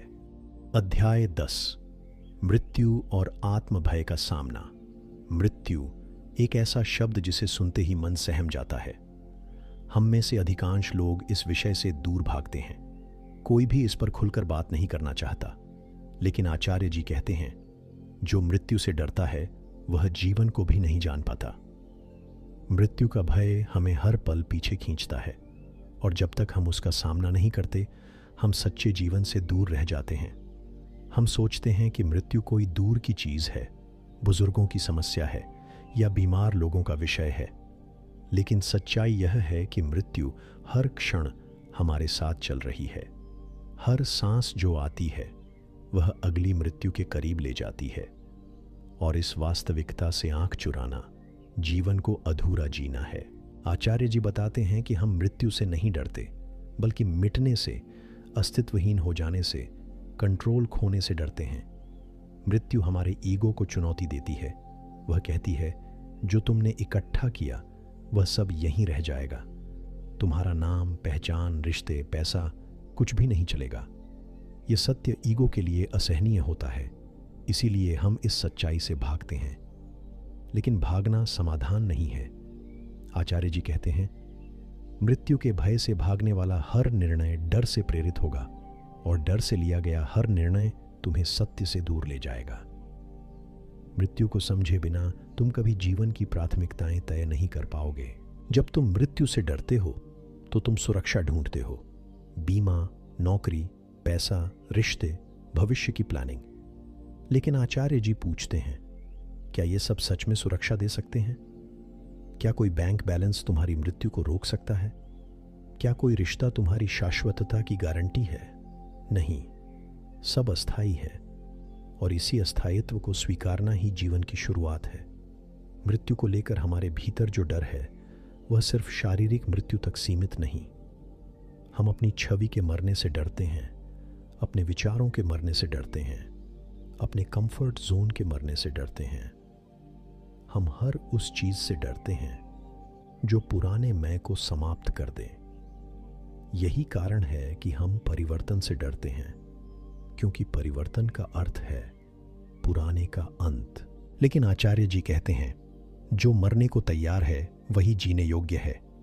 जब तुम तैयार हो जाते हो अपने झूठ, अपनी आदतें, अपने कंडीशनिंग को त्यागने के लिए, तभी भीतर कुछ नया जन्म लेता है। मृत्यु को समझना सिर्फ शरीर छोड़ने की बात नहीं, बल्कि अपने भीतर के झूठ का विसर्जन है। हम में से कई लोग सोचते हैं कि मृत्यु का डर तो स्वाभाविक है, लेकिन आचार्य जी पूछते हैं, क्या स्वाभाविक वही होता है जो यूनिवर्सल है, या वही जो कंडीशनिंग है? उन्होंने कहा, बचपन से हमने मृत्यु को डरावनी चीज की तरह देखा, सुना, पढ़ा, इसलिए अब वह डर लगती है। अगर तुम कभी मृत्यु को भीतर से देखो तो वह भी सौंदर्य है। जब तुम मृत्यु को नजदीक से समझने लगते हो, तब जीवन की सारी व्यर्थता उजागर हो जाती है। जो चीज़ें कभी बहुत बड़ी लगती थीं, नौकरी, स्टेटस, लड़ाइयाँ, कंपैरिजन, वे सब छोटी हो जाती हैं और तब जीवन सरल हो जाता है। स्पष्टता आ जाती है कि क्या आवश्यक है, क्या अनावश्यक है। आचार्य जी कहते हैं, हर दिन मृत्यु को स्मरण करो। यह स्मरण तुम्हें सजग बनाएगा, तुम्हें झूठ से दूर रखेगा, तुम्हें गहराई देगा। मृत्यु को याद रखना कोई उदासी नहीं, यह तो उत्सव है, क्योंकि तब तुम हर पल को महत्व देने लगते हो, तब तुम हर रिश्ते को सच्चाई से निभाते हो, हर शब्द को सावधानी से बोलते हो। मृत्यु का भय तभी खत्म होता है जब तुम उसे भीतर से स्वीकार करते हो। जब तुम जानते हो कि तुम सिर्फ शरीर नहीं हो, तब तुम समझते हो कि मृत्यु सिर्फ शरीर की है, आत्मा की नहीं। और तब तुम्हारे भीतर एक शांति उतरती है, एक स्थायित्व। तुम फिर भी डरते हो, लेकिन वह डर तुम्हें चलाता नहीं। मृत्यु का स्मरण वास्तव में जीवन को तीव्र करता है। जब तुम जान जाते हो कि सब अस्थायी है, तब तुम दिखावे, कंपैरिजन और महत्वहीन चीजों में समय नहीं गंवाते। तुम उसी में लगते हो जो सच्चा है, ध्यान, प्रेम, सेवा, समझ। यही सच्चा जीवन है जो मृत्यु के साए में ही खिलता है।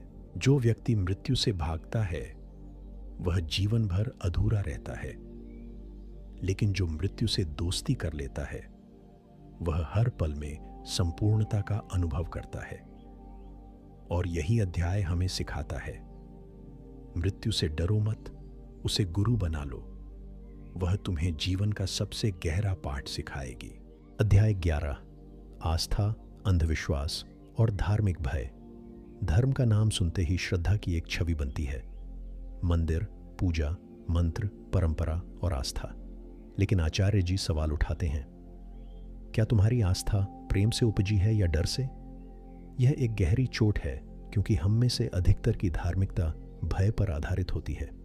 पाप, पुण्य, नरक, स्वर्ग, ईश्वर का कोप और पुनर्जन्म का डर। हम बचपन से सुनते हैं, ऐसा मत करो, भगवान नाराज हो जाएगा। झूठ मत बोलो वरना पाप लगेगा। अगर पूजा नहीं की तो अनर्थ हो जाएगा। यह भाषा प्यार की नहीं, डर की है। और जब धर्म डर का माध्यम बन जाए, तब वह तुम्हें आजाद नहीं करता, वह तुम्हें और बांध देता है। आचार्य जी कहते हैं, जहां डर है वहां धर्म नहीं हो सकता। आज हम जो धार्मिक हैं उसमें अधिकतर कर्मकांड हैं। पूजा इसलिए नहीं करते कि हमें ईश्वर से प्रेम है, बल्कि इसलिए करते हैं कि अनहोनी न हो। व्रत रखते हैं, दान देते हैं, हवन कराते हैं, सब इसलिए कि कहीं कोई बाधा ना आ जाए। यह व्यापार बन जाता है जिसमें श्रद्धा नहीं, सौदा होता है। इस सब का मूल कारण है धार्मिक भय। यह भय इतना गहराया हुआ है कि व्यक्ति आत्मचिंतन नहीं करता, बस परंपराओं का पालन करता है। उसे लगता है कि अगर उसने कुछ छोड़ा तो अनिष्ट हो जाएगा। वह अपनी पूजा की पद्धति बदलने से भी डरता है। धर्म अब साधना नहीं रहा, रूटीन बन गया है, एक अनजाने डर से संचालित रूटीन। आचार्य जी कहते हैं, जिस धार्मिक क्रिया में तुम्हारा मन नहीं, तुम्हारा प्रेम नहीं, वह सिर्फ यांत्रिकता है। और यांत्रिक धर्म मन को मृत बना देता है। जब तुम किसी क्रिया को इसलिए कर रहे हो क्योंकि तुम्हें डर है कि न करो तो पाप लगेगा, तो तुम स्वतंत्र नहीं हो, तुम गुलाम हो, और यह गुलामी पवित्र नहीं। एक और भय जो धार्मिकता में गहराई से बैठा है, वह है मृत्यु का भय। हमें सिखाया गया है कि अगर हमने सही जीवन नहीं जिया तो मृत्यु के बाद दंड मिलेगा, और इस दंड से बचने के लिए हम बाह्य धार्मिकता का सहारा लेते हैं। लेकिन क्या यह सच्चा समाधान है? क्या डर से किया गया कोई भी कार्य मुक्ति दे सकता है? आचार्य जी स्पष्ट करते हैं, धर्म वह नहीं जो डर से हो, धर्म वह है जो जागरूकता से हो। अगर तुम्हारी पूजा तुम्हें और सजग बनाती है तो वह धर्म है, लेकिन अगर तुम्हारी पूजा सिर्फ सामाजिक मान्यता, परंपरा या भय से है तो वह अंधविश्वास है, और अंधविश्वास से कभी आत्मा मुक्त नहीं होती। कई बार हम दूसरों को देखकर धार्मिक होते हैं। हमें डर होता है कि अगर हमने यह नहीं किया तो समाज हमें अधार्मिक कहेगा। यह एक और तरह का सामाजिक डर है, छवि से जुड़ा। मंदिर इसलिए जाना, पूजा इसलिए करना कि लोग कहें। यह बड़ा धार्मिक है। लेकिन आचार्य जी पूछते हैं, क्या ईश्वर तुम्हारी छवि देखता है या तुम्हारा सत्य? धार्मिक भय सिर्फ कर्मकांडों तक सीमित नहीं रहता, वह जीवन की हर दिशा में फैल जाता है। व्यक्ति निर्णय लेने से डरने लगता है कि कहीं कोई पाप न लग जाए।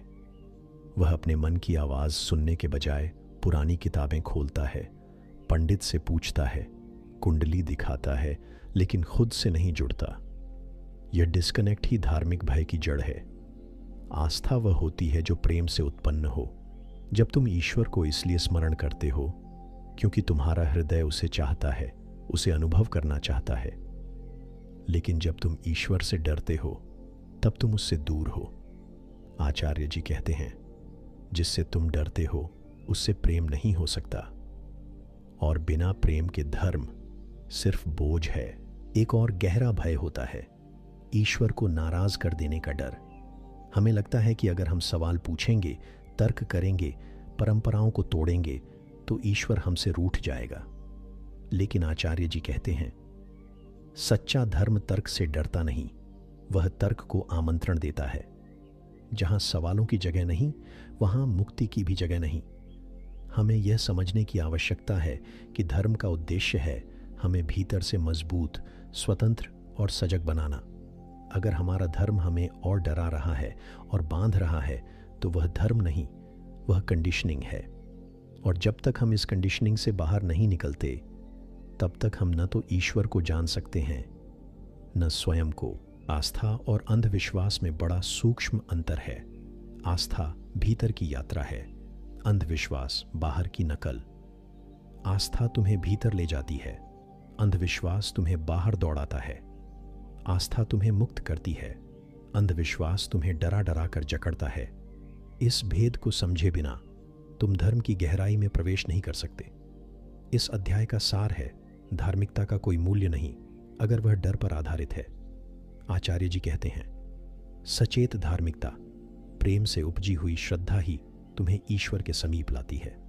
और यह श्रद्धा आती है आत्मनिरीक्षण से, साहस से और भीतर की जिज्ञासा से, डर से नहीं। अध्याय 12, देश, संस्कृति और समाज से उपजा दबाव। हर इंसान एक समाज में जन्म लेता है, एक संस्कृति में पलता है और एक राष्ट्र की पहचान के साथ बड़ा होता है। यह सब कुछ उसकी चेतना को आकार देता है। लेकिन क्या यह पहचान, यह संस्कृति, यह राष्ट्रवाद हमें स्वतंत्र बना रहा है या दबाव दे रहा है?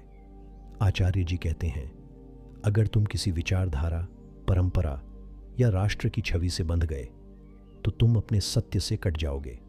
बचपन से ही हमें सिखाया जाता है कि हमारा देश महान है, हमारी संस्कृति सबसे श्रेष्ठ है, हमारे पूर्वज सबसे बुद्धिमान थे। यह बातें सुनने में गर्व की अनुभूति देती हैं, लेकिन इनका दूसरा पहलू है कंपैरिजन, सुपीरियॉरिटी कॉम्प्लेक्स और भय। एक ऐसा भय कि कहीं हम अपनी परंपरा से हटे तो हम देशद्रोही बन जाएं। आचार्य जी पूछते हैं, क्या तुम्हें अपनी संस्कृति पर गर्व इसलिए है क्योंकि तुमने उसे गहराई से समझा है, या सिर्फ इसलिए क्योंकि तुम्हें यही सिखाया गया? यह सवाल असहज करता है, लेकिन यही सवाल आवश्यक है, क्योंकि बिना जांच परख के जो भी स्वीकारा जाता है वह व्यक्ति को अंधा बनाता है, सजग नहीं। समाज की अपेक्षाएं, संस्कृति की मर्यादाएं और देशभक्ति की परिभाषाएं, ये सब धीरे धीरे व्यक्ति के निर्णयों पर असर डालने लगती हैं। शादी कैसे करनी है, करियर क्या चुनना है, किस भाषा में बोलना है, किस धर्म को मानना है, ये सब निर्णय स्वतंत्र नहीं होते बल्कि इनहेरिटेड होते हैं। हमारे आसपास एक ऐसा माहौल बना दिया गया है जहां कोई व्यक्ति अगर संस्कृति पर सवाल करे तो उसे असभ्य कहा जाता है। अगर कोई धार्मिक रीति को ना माने तो उसे नास्तिक कहा जाता है, और अगर कोई राष्ट्र की नीतियों से असहमति रखे तो उसे गद्दार कहा जाता है। यह डर का माहौल है जो सोचने की आज़ादी छीन लेता है। आचार्य जी कहते हैं, तुम्हारे विचार तब तक तुम्हारे नहीं जब तक वे परीक्षा में न उतरे हों। सिर्फ इसलिए कि कोई विचार हजारों साल पुराना है वह सत्य नहीं हो जाता। जो समय की कसौटी पर खरा उतरे, जो तुम्हारी आत्मा को छू सके, वही संस्कृति, वही विचार तुम्हारे योग्य हैं। समाज तुम्हें ऐसा बनाना चाहता है जो उसके अनुसार सामान्य हो, जो भी सामान्य से अलग चलता है उसे गलत ठहराया जाता है। लेकिन क्या सच में सामान्य होना ही सही है? आचार्य जी कहते हैं, समाज को खुश करने के लिए जियोगे तो अपनी आत्मा को दुखी करोगे, क्योंकि समाज का उद्देश्य तुम्हारी मुक्ति नहीं, उसका संतुलन है। हम में से कई लोग सामाजिक दबाव में ऐसे निर्णय ले लेते हैं जो हमारे मन के खिलाफ होते हैं, सिर्फ इसलिए कि लोग क्या कहेंगे, किसी को बुरा ना लगे, हमारी छवि खराब ना हो। यह दबाव इतना सटल होता है कि हम सोचते हैं कि हम अपनी मर्जी से जी रहे हैं, लेकिन असल में हमारी मर्जी पहले ही प्रोग्राम्ड है। राष्ट्रवाद की बात करें तो यह भावना तब तक सशक्त होती है जब तक वह न्याय और सत्य से जुड़ी हो, लेकिन जब यह विचारधारा बन जाए तब यह खतरनाक हो जाती है। तब व्यक्ति देश के नाम पर गलत को भी सही मानने लगता है और विरोध की कोई जगह नहीं रह जाती। यह डर लोकतंत्र का सबसे बड़ा शत्रु है। संस्कृति और परंपरा की आड़ में हम कई बार खुद को रोक लेते हैं।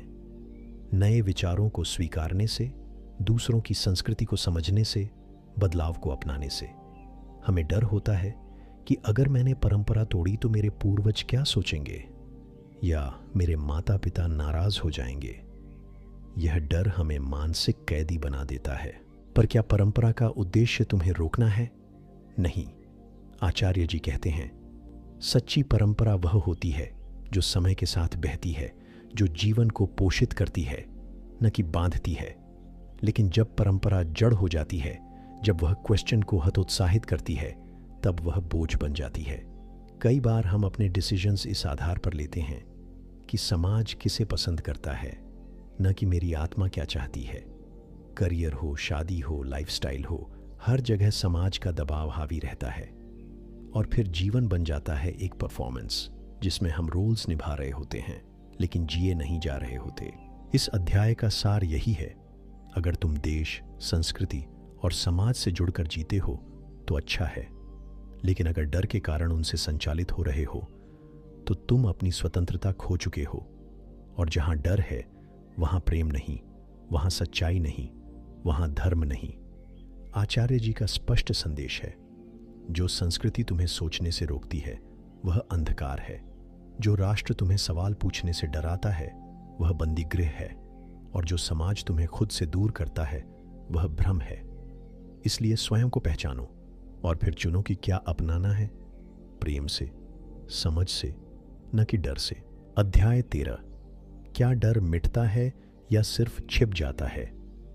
डर एक ऐसा अनुभव जो हर मनुष्य के भीतर गहराई से मौजूद होता है, लेकिन क्या यह डर सच में कभी समाप्त होता है, या हम बस उसे दबा देते हैं, छिपा देते हैं और फिर अपने आप को विश्वास दिला देते हैं कि हम निर्भय हो गए हैं?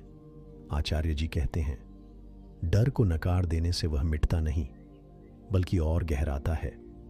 हम में से अधिकतर लोग डर का सामना नहीं करते, हम उससे बचते हैं। हम उन परिस्थितियों से दूर भागते हैं जहां डर प्रकट हो सकता है, और जब हम डर को टालते हैं तो वह भीतर दबकर बैठ जाता है। फिर वह व्यवहार में, निर्णयों में, रिश्तों में धीरे धीरे जहर घोलता है। डर तब भी प्रकट होता है जब हम कोई बड़ा निर्णय लेने जा रहे हों, नौकरी छोड़ना, किसी रिश्ते को समाप्त करना, अपनी सच्चाई को जीना, और तब अक्सर हम कहते हैं ये सही समय नहीं है, थोड़ा और सोच लेते हैं, शायद बाद में। ये सब डर की ही आवाजें हैं जो अब तर्क का चोला पहन चुकी हैं। आचार्य जी कहते हैं, डर कोई भावना नहीं, वह एक पूरा सिस्टम है जो तुम्हारी चेतना को चला रहा है, और जब तक तुम उस सिस्टम को पहचानोगे नहीं, डर खत्म नहीं होगा। डर को समझने का अर्थ है उसकी पूरी संरचना को देखना, न कि सिर्फ उसके बाहरी रूप को।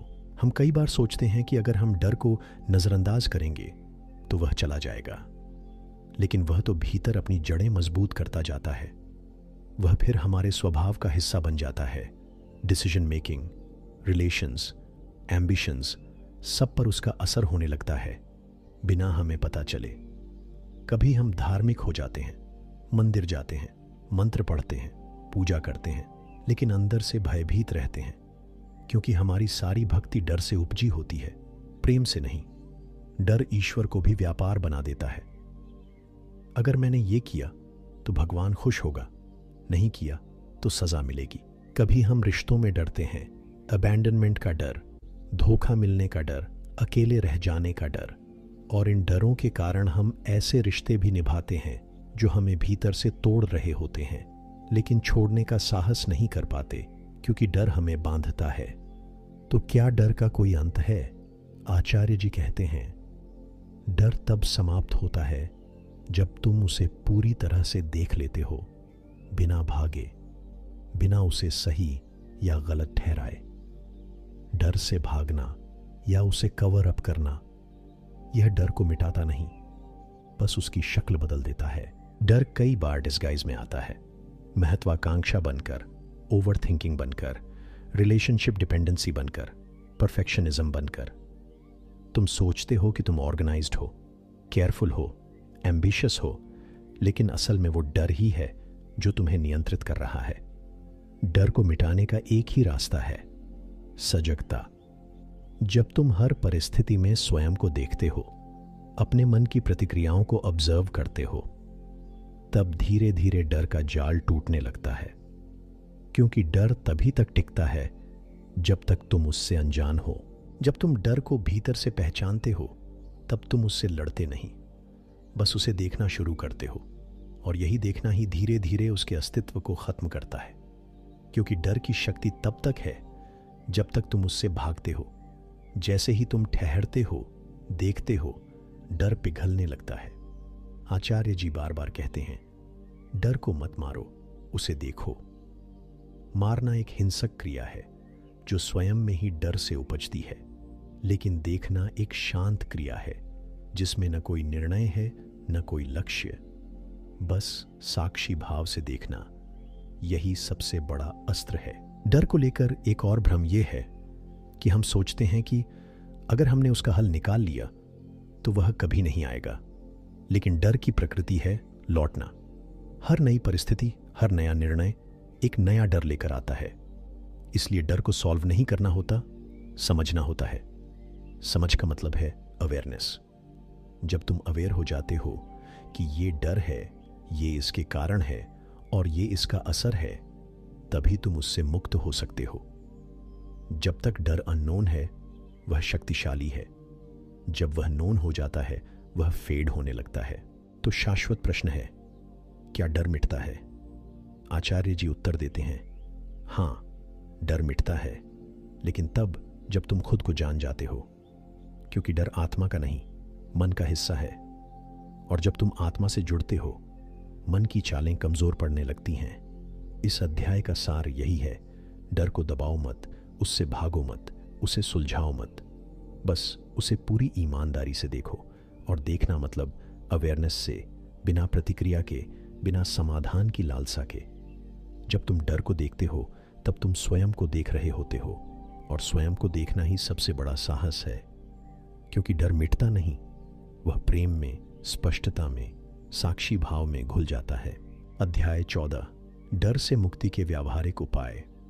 डर से मुक्ति की बात करना जितना आसान है, उसे जीना उतना ही गहरा, जटिल और चुनौतीपूर्ण है।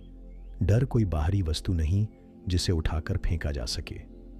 वह भीतर का हिस्सा बन चुका होता है, विचारों में, आदतों में, स्वभाव में। और जब कोई चीज तुम्हारे जीवन का हिस्सा बन जाए तो उससे बाहर निकलने के लिए केवल ज्ञान नहीं, अनुभव और साहस भी चाहिए। आचार्य जी कहते हैं, डर को हटाने की शुरुआत वहीं से होती है जहां तुम उसे पूरी तरह से स्वीकार करते हो। डर को समझने के लिए सबसे पहला कदम है उसे देखने की ईमानदारी। अधिकतर लोग डर को पहचानते ही नहीं क्योंकि वे उससे बचते हैं। किसी निर्णय को टाल देना, किसी रिश्ते में पड़े रहना, अपनी बात न कह पाना, ये सब डर के संकेत हैं। लेकिन हम इन्हें समझदारी, धैर्य या प्रैक्टिकल सोच का नाम देकर छुपा लेते हैं। जब तक हम डर को सही नाम नहीं देंगे तब तक उसका कोई इलाज संभव नहीं है। डर को देखकर भी उससे दूर रहना एक चुनौती है। जैसे ही डर आता है, हमारी पहली प्रवृत्ति होती है उसे खत्म करने की कोशिश। लेकिन आचार्य जी कहते हैं, डर को मिटाने की जल्दी मत करो, पहले उसके पास बैठो, जब तुम डर के पास बैठते हो तो उसकी भाषा समझ में आने लगती है। वो क्यों आया, किससे आया, कब से है, ये सवाल उठते हैं और यही सवाल तुम्हें डर के स्रोत तक ले जाते हैं। डर से मुक्ति का दूसरा उपाय है सजगता। जब तुम हर उस क्षण को पकड़ पाते हो जिसमें डर तुम्हारे निर्णयों को प्रभावित कर रहा होता है, तभी तुम उससे अलग हो सकते हो। सजगता का मतलब है हर विचार, हर भाव, हर निर्णय को देखना बिना प्रतिक्रिया दिए, बिना उसे जस्टिफाई किए। यह देखना ही धीरे धीरे डर को निष्क्रिय कर देता है। डर की सबसे बड़ी ताकत है अनजाना बने रहना।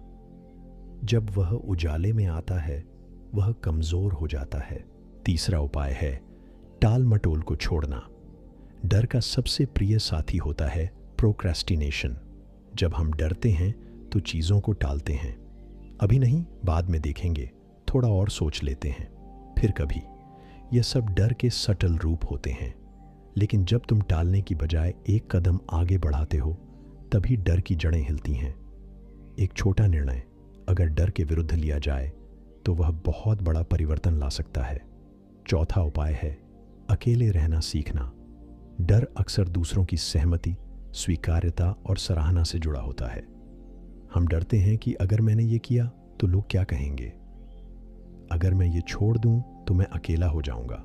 लेकिन आचार्य जी कहते हैं अकेलापन दुख नहीं है, वह अवसर है स्वयं से मिलने का। जब तुम अकेले रहना सीखते हो तब तुम डर के सामाजिक आधार को तोड़ते हो। पांचवां व्यावहारिक उपाय है छोटे निर्णयों में सच बोलने की शुरुआत करना। डर अक्सर झूठ से जुड़ा होता है, दिखावा, भूमिका। हम वह नहीं होते जो हम दिखाते हैं और यह अंतर ही डर को पालता है। जब तुम छोटे छोटे डिसीजंस में भी सत्य को प्राथमिकता देने लगते हो, जैसे किसी से ना कह देना, अपनी इच्छा जाहिर करना, तो यह साहस धीरे धीरे बड़ा बनता है। छठा उपाय है मन को समझना। डर मन की रचना है। वह मन के कंडीशनिंग से पैदा होता है, समाज, शिक्षा, अनुभवों से। जब तुम मन की हर प्रतिक्रिया को समझना शुरू करते हो, मैं ऐसा क्यों सोच रहा हूं, मुझे यह भावना क्यों आ रही है, मैं यह निर्णय क्यों लेना चाहता हूं, तब तुम मन को ऑपरेट करना सीखते हो। और जब तुम मन को बाहर से देख सकते हो, तब वह तुम्हें कंट्रोल नहीं कर पाता। सातवां उपाय है स्थिरता में बैठना। ध्यान या प्रेक्षण में बैठना कोई तकनीक नहीं, बल्कि एक साहसी कृत्य है। क्योंकि जैसे ही तुम शांत बैठते हो, डर अपने सारे रूपों में प्रकट होने लगता है और तब लोग भाग खड़े होते हैं। लेकिन जो वहां ठहर सकता है, वह धीरे धीरे भय का चेहरा पहचानने लगता है। वह जान जाता है कि डर कोई सच्चाई नहीं, वह तो एक कंडीशन डिल्यूजन है। आठवां उपाय है कंपैरिजन छोड़ना। डर का एक बड़ा कारण होता है तुलना। हम लगातार दूसरों से तुलना करते रहते हैं, उनका करियर, रिश्ते, जीवन शैली, पैसा, सफलता। और ये कंपैरिजन हमारे भीतर डर को जन्म देता है। मैं पीछे न रह जाऊं, मुझसे बेहतर दिख न जाए, मैं असफल न हो जाऊं। लेकिन जब तुम अपने रास्ते पर ध्यान लगाते हो और कंपैरिजन से ऊपर उठते हो, तभी डर की जड़ें सूखती हैं। नौवां उपाय है मृत्यु को समझना। सबसे बड़ा डर मृत्यु का भय। हम सोचते हैं कि यह जीवन छिन गया तो सब कुछ खत्म। लेकिन आचार्य जी कहते हैं मृत्यु को समझने वाला ही जीवन को जान सकता है। जब तुम मृत्यु के विचार को स्वीकार करते हो, जब तुम उसके अस्तित्व को नकारते नहीं, तभी जीवन की असली गहराई प्रकट होती है। मृत्यु को देखने का साहस ही डर को समूल नष्ट कर देता है। 10वां और अंतिम उपाय है प्रेम। डर और प्रेम एक साथ नहीं रह सकते। जहां प्रेम है वहां भय नहीं टिकता। लेकिन प्रेम कोई भावना नहीं, वह चेतना है। जब तुम अपने भीतर की सच्चाई को प्रेम करते हो, जब तुम अपने निर्णयों, अपने सत्य के साथ जुड़ते हो, तब तुम निर्भय हो जाते हो। और यही सच्चा प्रेम है, अपने भीतर की रोशनी को पहचानना और उसे पूरी दुनिया में फैलाना। इन उपायों में से कोई भी तात्कालिक समाधान नहीं है। ये सब अभ्यास हैं, जीवन शैली है। यह कोई शॉर्टकट नहीं, बल्कि साधना है। लेकिन यह साधना तुम्हें धीरे धीरे उस गहराई तक ले जाती है जहां डर का कोई अस्तित्व नहीं। क्योंकि वहां तुम हो, बिना मुखौटे के, बस अपने सच्चे स्वरूप में। आचार्य जी बार बार कहते हैं, डर की समस्या का समाधान बाहर नहीं, भीतर है, और भीतर जाना सबसे साहसी कार्य है। अगर तुम तैयार हो तो ये उपाय तुम्हारे जीवन को रूपांतरित कर सकते हैं। अध्याय 15, रिश्तों और संबंधों में डर से मुक्ति। रिश्ते, जहां प्रेम की सबसे अधिक संभावना होती है, वहीं डर की भी सबसे गहरी जड़ें होती हैं। हम जिस इंसान से सबसे अधिक जुड़ते हैं, वही हमारे डर का सबसे बड़ा कारण बन सकता है। आचार्य जी कहते हैं, जहां लगाव होता है वहां डर का जन्म होता है, और जहां डर होता है वहां स्वतंत्रता नहीं होती, प्रेम नहीं होता। हम सोचते हैं कि रिश्ते हमें सुरक्षा देते हैं, लेकिन यह सुरक्षा वास्तविक नहीं होती। यह एक साइकोलॉजिकल कंफर्ट होती है, जो इस शर्त पर मिलती है कि हम खुद को उस रिश्ते की अपेक्षाओं के अनुसार ढालें। यही कारण है कि हम अपने सच्चे स्वरूप को छुपा लेते हैं, सिर्फ इसलिए कि दूसरा हमसे नाराज ना हो जाए, छोड़ ना दे। डर इस बात का नहीं होता कि कोई रिश्ता खत्म हो जाएगा। डर असल में इस बात का होता है कि अगर वह चला गया तो मैं क्या करूंगा? अगर उसने मुझसे दूरी बना ली तो मेरी पहचान क्या रह जाएगी? हम व्यक्ति से उतना नहीं डरते जितना उस पहचान से जो हमने उस रिश्ते में गढ़ी होती है। आचार्य जी कहते हैं, अगर कोई रिश्ता तुम्हें तुम्हारे सत्य से दूर करता है तो वह प्रेम नहीं, बंधन है, और जहां बंधन है वहां डर अवश्य होगा। हम खुद को नियंत्रित करते हैं, सेंसर करते हैं, छुपाते हैं, सिर्फ इसलिए कि रिश्ता न टूटे।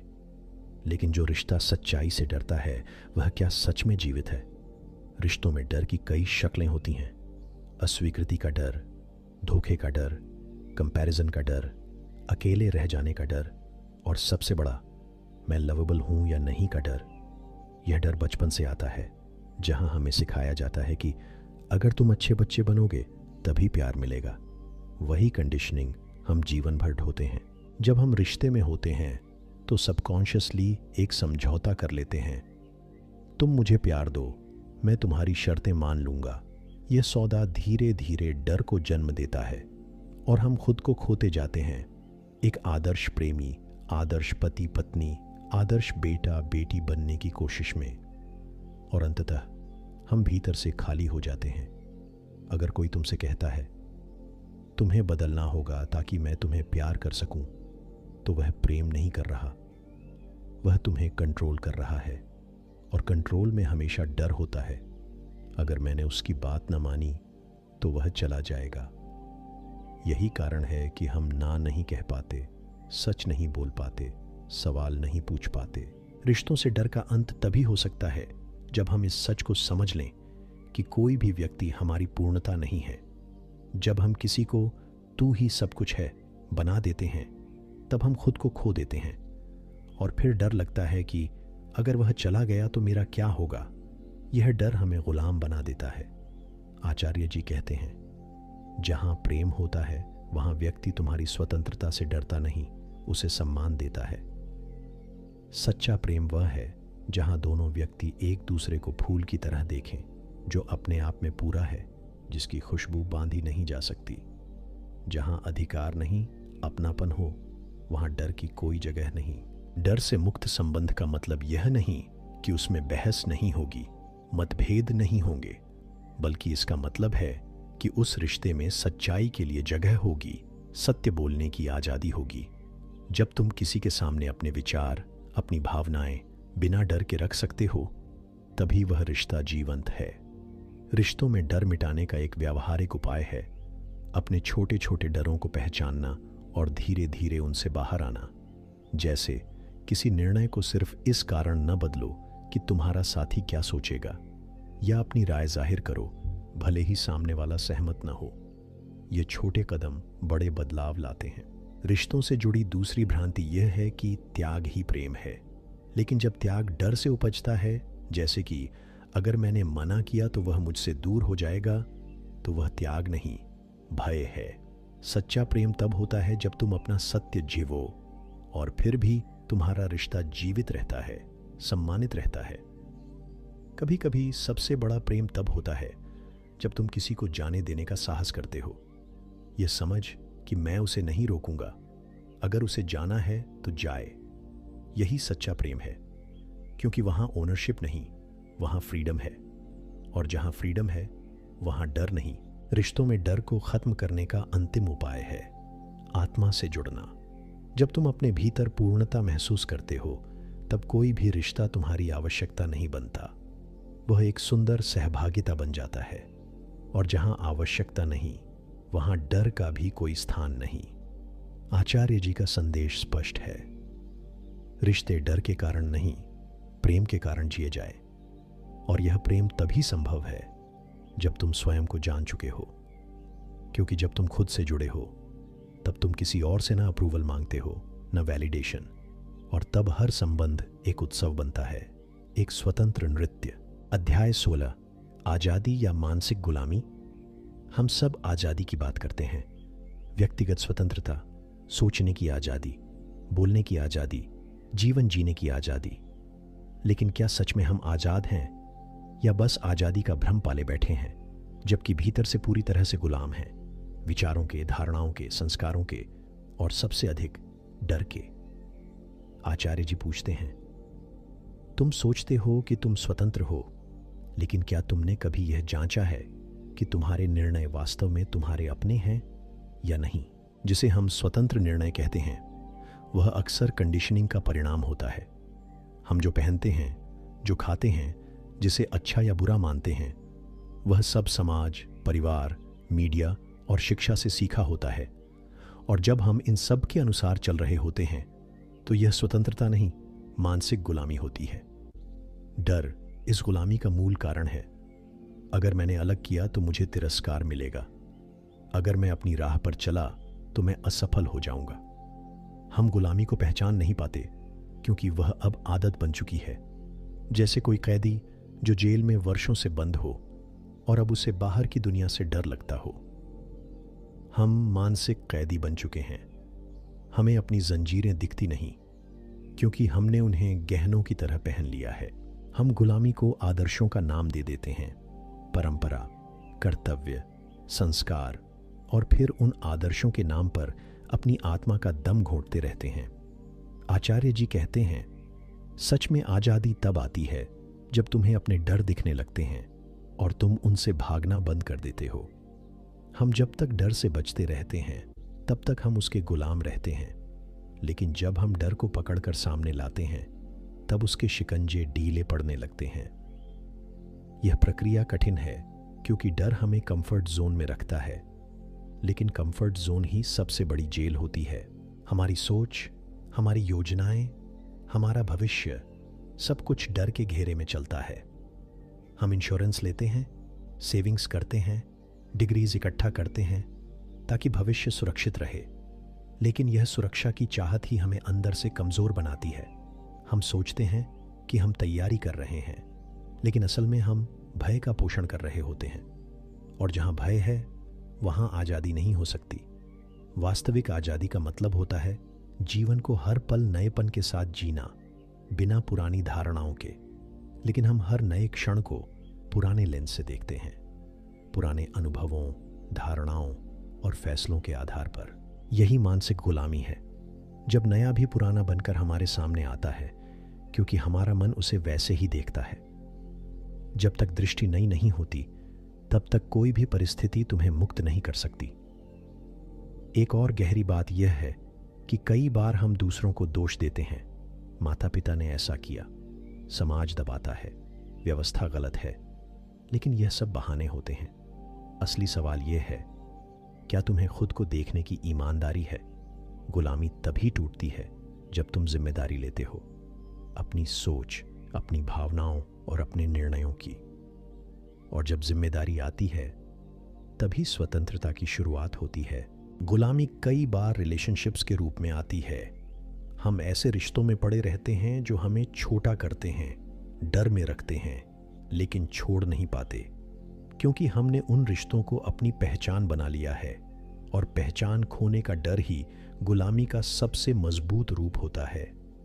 सच्ची आज़ादी तब होती है जब तुम किसी भी चीज़ से अपनी पहचान नहीं जोड़ते, न रिश्ते से, न प्रोफेशन से, न विचारधारा से। आचार्य जी कहते हैं, आज़ादी कोई सुविधा नहीं, यह साहस है। यह साहस कि तुम अपने भीतर के शोर को सुन सको, अपनी कंडीशनिंग को तोड़ सको, अपने भ्रमों को देख सको।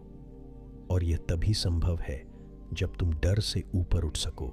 डर से ऊपर उठने का मतलब है हर उस चीज़ पर प्रश्न उठाना जो अब तक अनक्वेश्चन्ड थी। और यह प्रश्न करना ही पहला कदम होता है मानसिक गुलामी से बाहर निकलने का। वास्तविक आज़ादी का अनुभव बहुत शांत और स्थिर होता है। उसमें कोई रिबेलियन नहीं होता, कोई आक्रोश नहीं होता, बस एक गहराई से आया आत्मविश्वास होता है। और यह आत्मविश्वास तब आता है जब तुम खुद को जान लेते हो। मैं कौन हूं? मेरा सत्य क्या है? मैं क्यों जी रहा हूं? जब ये उत्तर भीतर से आने लगते हैं तब बाहर की हर जंजीर टूटने लगती है। आज़ादी केवल बाहर से मुक्त होना नहीं, यह भीतर की क्लैरिटी है। जब मन शांत होता है, जब सोच स्पष्ट होती है, जब निर्णय आत्मा से उपजते हैं, तब तुम सच में आज़ाद होते हो। और यह स्थिति धीरे धीरे अभ्यास से आती है, ध्यान से, आत्मचिंतन से, सजगता से।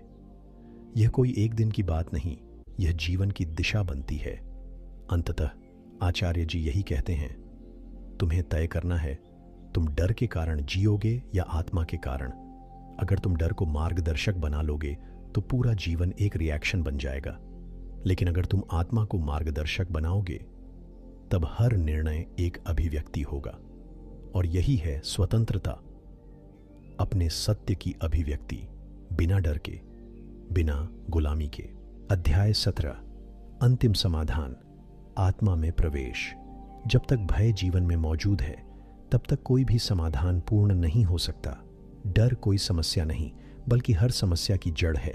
हम दुनिया में कई तरह के उपाय ढूंढते हैं, तकनीकें, विधियां, गुरु, किताबें, लेकिन भीतर का भय बना रहता है। आचार्य जी कहते हैं, डर का एकमात्र समाधान है आत्मा से जुड़ना। जब तक तुम स्वयं को नहीं जानोगे तब तक भय के 100 रूप तुम्हारा पीछा नहीं छोड़ेंगे। हमने डर को बाहर की चीजों से जोड़ दिया है, अंधेरे से, असफलता से, अकेलेपन से, मृत्यु से। लेकिन ये सब केवल बहाने हैं। डर वास्तव में इस बात से आता है कि हमें खुद की सच्चाई का पता नहीं। हम नहीं जानते कि हम कौन हैं, क्यों हैं और क्या है हमारा मूल। जब जड़ स्पष्ट नहीं होती तो जीवन हिलता रहता है, हर हवा से, हर आवाज से। आत्मा में प्रवेश उसी स्थिरता को पाने का नाम है। आत्मा कोई रहस्यमयी या धार्मिक कल्पना नहीं, वह तुम्हारी सबसे गहरी वास्तविकता है। जब तुम शरीर, मन, भावनाओं और विचारों से परे जाकर स्वयं को देखना शुरू करते हो तब आत्मा का अनुभव होता है। यह कोई सेंसेशन नहीं, बल्कि एक मौन साक्षात्कार होता है। और उस मौन में डर पिघलने लगता है, क्योंकि डर का वजूद केवल शोर में होता है। विचारों के शोर, भविष्य की चिंता और अतीत की स्मृति में। आत्मा में प्रवेश एक प्रक्रिया नहीं, एक समर्पण है। यह तब होता है जब तुम लड़ना बंद कर देते हो, जब तुम भागना बंद कर देते हो और बस देखते हो। देखना निष्प्रह होकर, बिना डर के, बिना अपेक्षा के, यही ध्यान है। और यही ध्यान आत्मा तक पहुंचने का मार्ग है। आचार्य जी बार बार कहते हैं, ध्यान कोई क्रिया नहीं, यह चेतना की वह अवस्था है जहां तुम स्वयं को देख सकते हो जैसे हो, बिना भूमिका के, बिना मुखौटे के। जैसे जैसे तुम भीतर उतरते हो वैसे वैसे तुम्हारा डर खुद ब खुद छूटने लगता है, क्योंकि वहां तुम्हें एक ऐसी शक्ति महसूस होती है जो न बदलती है न टूटती है। वह कोई बाहरी सहारा नहीं, वह तुम्हारा स्वयं है। और जब तुम्हें अपने भीतर यह अडिग आधार मिल जाता है तब बाहर की अस्थिरता तुम्हें हिला नहीं सकती। यही कारण है कि आत्मा को जानने वाला व्यक्ति शांत रहता है, चाहे जीवन में कोई भी तूफान क्यों ना आए। अक्सर लोग सोचते हैं कि आत्मा को जानना कठिन है, दूर है, लेकिन आचार्य जी स्पष्ट करते हैं, आत्मा हमेशा तुम्हारे साथ है, बस तुम उसकी ओर नहीं देख रहे। जैसे सूर्य हमेशा आकाश में है लेकिन बादल उसे ढक लेते हैं, वैसे ही तुम्हारे भीतर की आत्मा भी विचारों, इच्छाओं, भय और अपेक्षाओं के बादलों से ढकी होती है। जब ये हटते हैं तब आत्मा स्वयं प्रकट होती है। आत्मा में प्रवेश का अर्थ है हर निर्णय, हर संबंध, हर कार्य उस मौलिक सत्य के आधार पर लेना जो तुम्हारे भीतर है। तब तुम किसी से अप्रूवल नहीं मांगते, किसी से डरते नहीं, किसी की वैलिडेशन पर निर्भर नहीं रहते। तुम्हारे जीवन का केंद्र अब बाहर नहीं, भीतर होता है। और यही डर से अंतिम मुक्ति है। जब तुम भीतर स्थिर हो जाते हो और बाहर की परिस्थितियां तुम्हारे मन को आंदोलित नहीं कर पाती। इस अवस्था में व्यक्ति न भागता है न रुकता है, वह बस बहता है अपने सत्य के साथ। वह लड़ता नहीं लेकिन कमजोर भी नहीं होता। वह झुकता है लेकिन टूटता नहीं। उसकी शक्ति बाहरी नहीं, भीतरी होती है। और यही भीतरी शक्ति ही भय का अंत करती है। डर तब तक रहता है जब तक तुम दूसरों की ताकत पर निर्भर हो, लेकिन आत्मा से जुड़कर तुम अपनी ताकत पहचानते हो और तब भय का कोई अर्थ नहीं रह जाता। आत्मा से जुड़ने के लिए कोई बड़ी साधना नहीं चाहिए, बस सजगता चाहिए, ईमानदारी चाहिए और एक गहरी लालसा चाहिए सत्य को जानने की। जब यह लालसा तीव्र हो जाती है तब हर डर अपने आप बुझने लगता है, क्योंकि अब तुम्हारा लक्ष्य डर से भागना नहीं बल्कि स्वयं को जानना होता है। और जब यह होता है तो डर स्वतः रास्ते से हट जाता है। जैसे अंधेरे में दिया जलाते ही अंधकार समाप्त हो जाता है।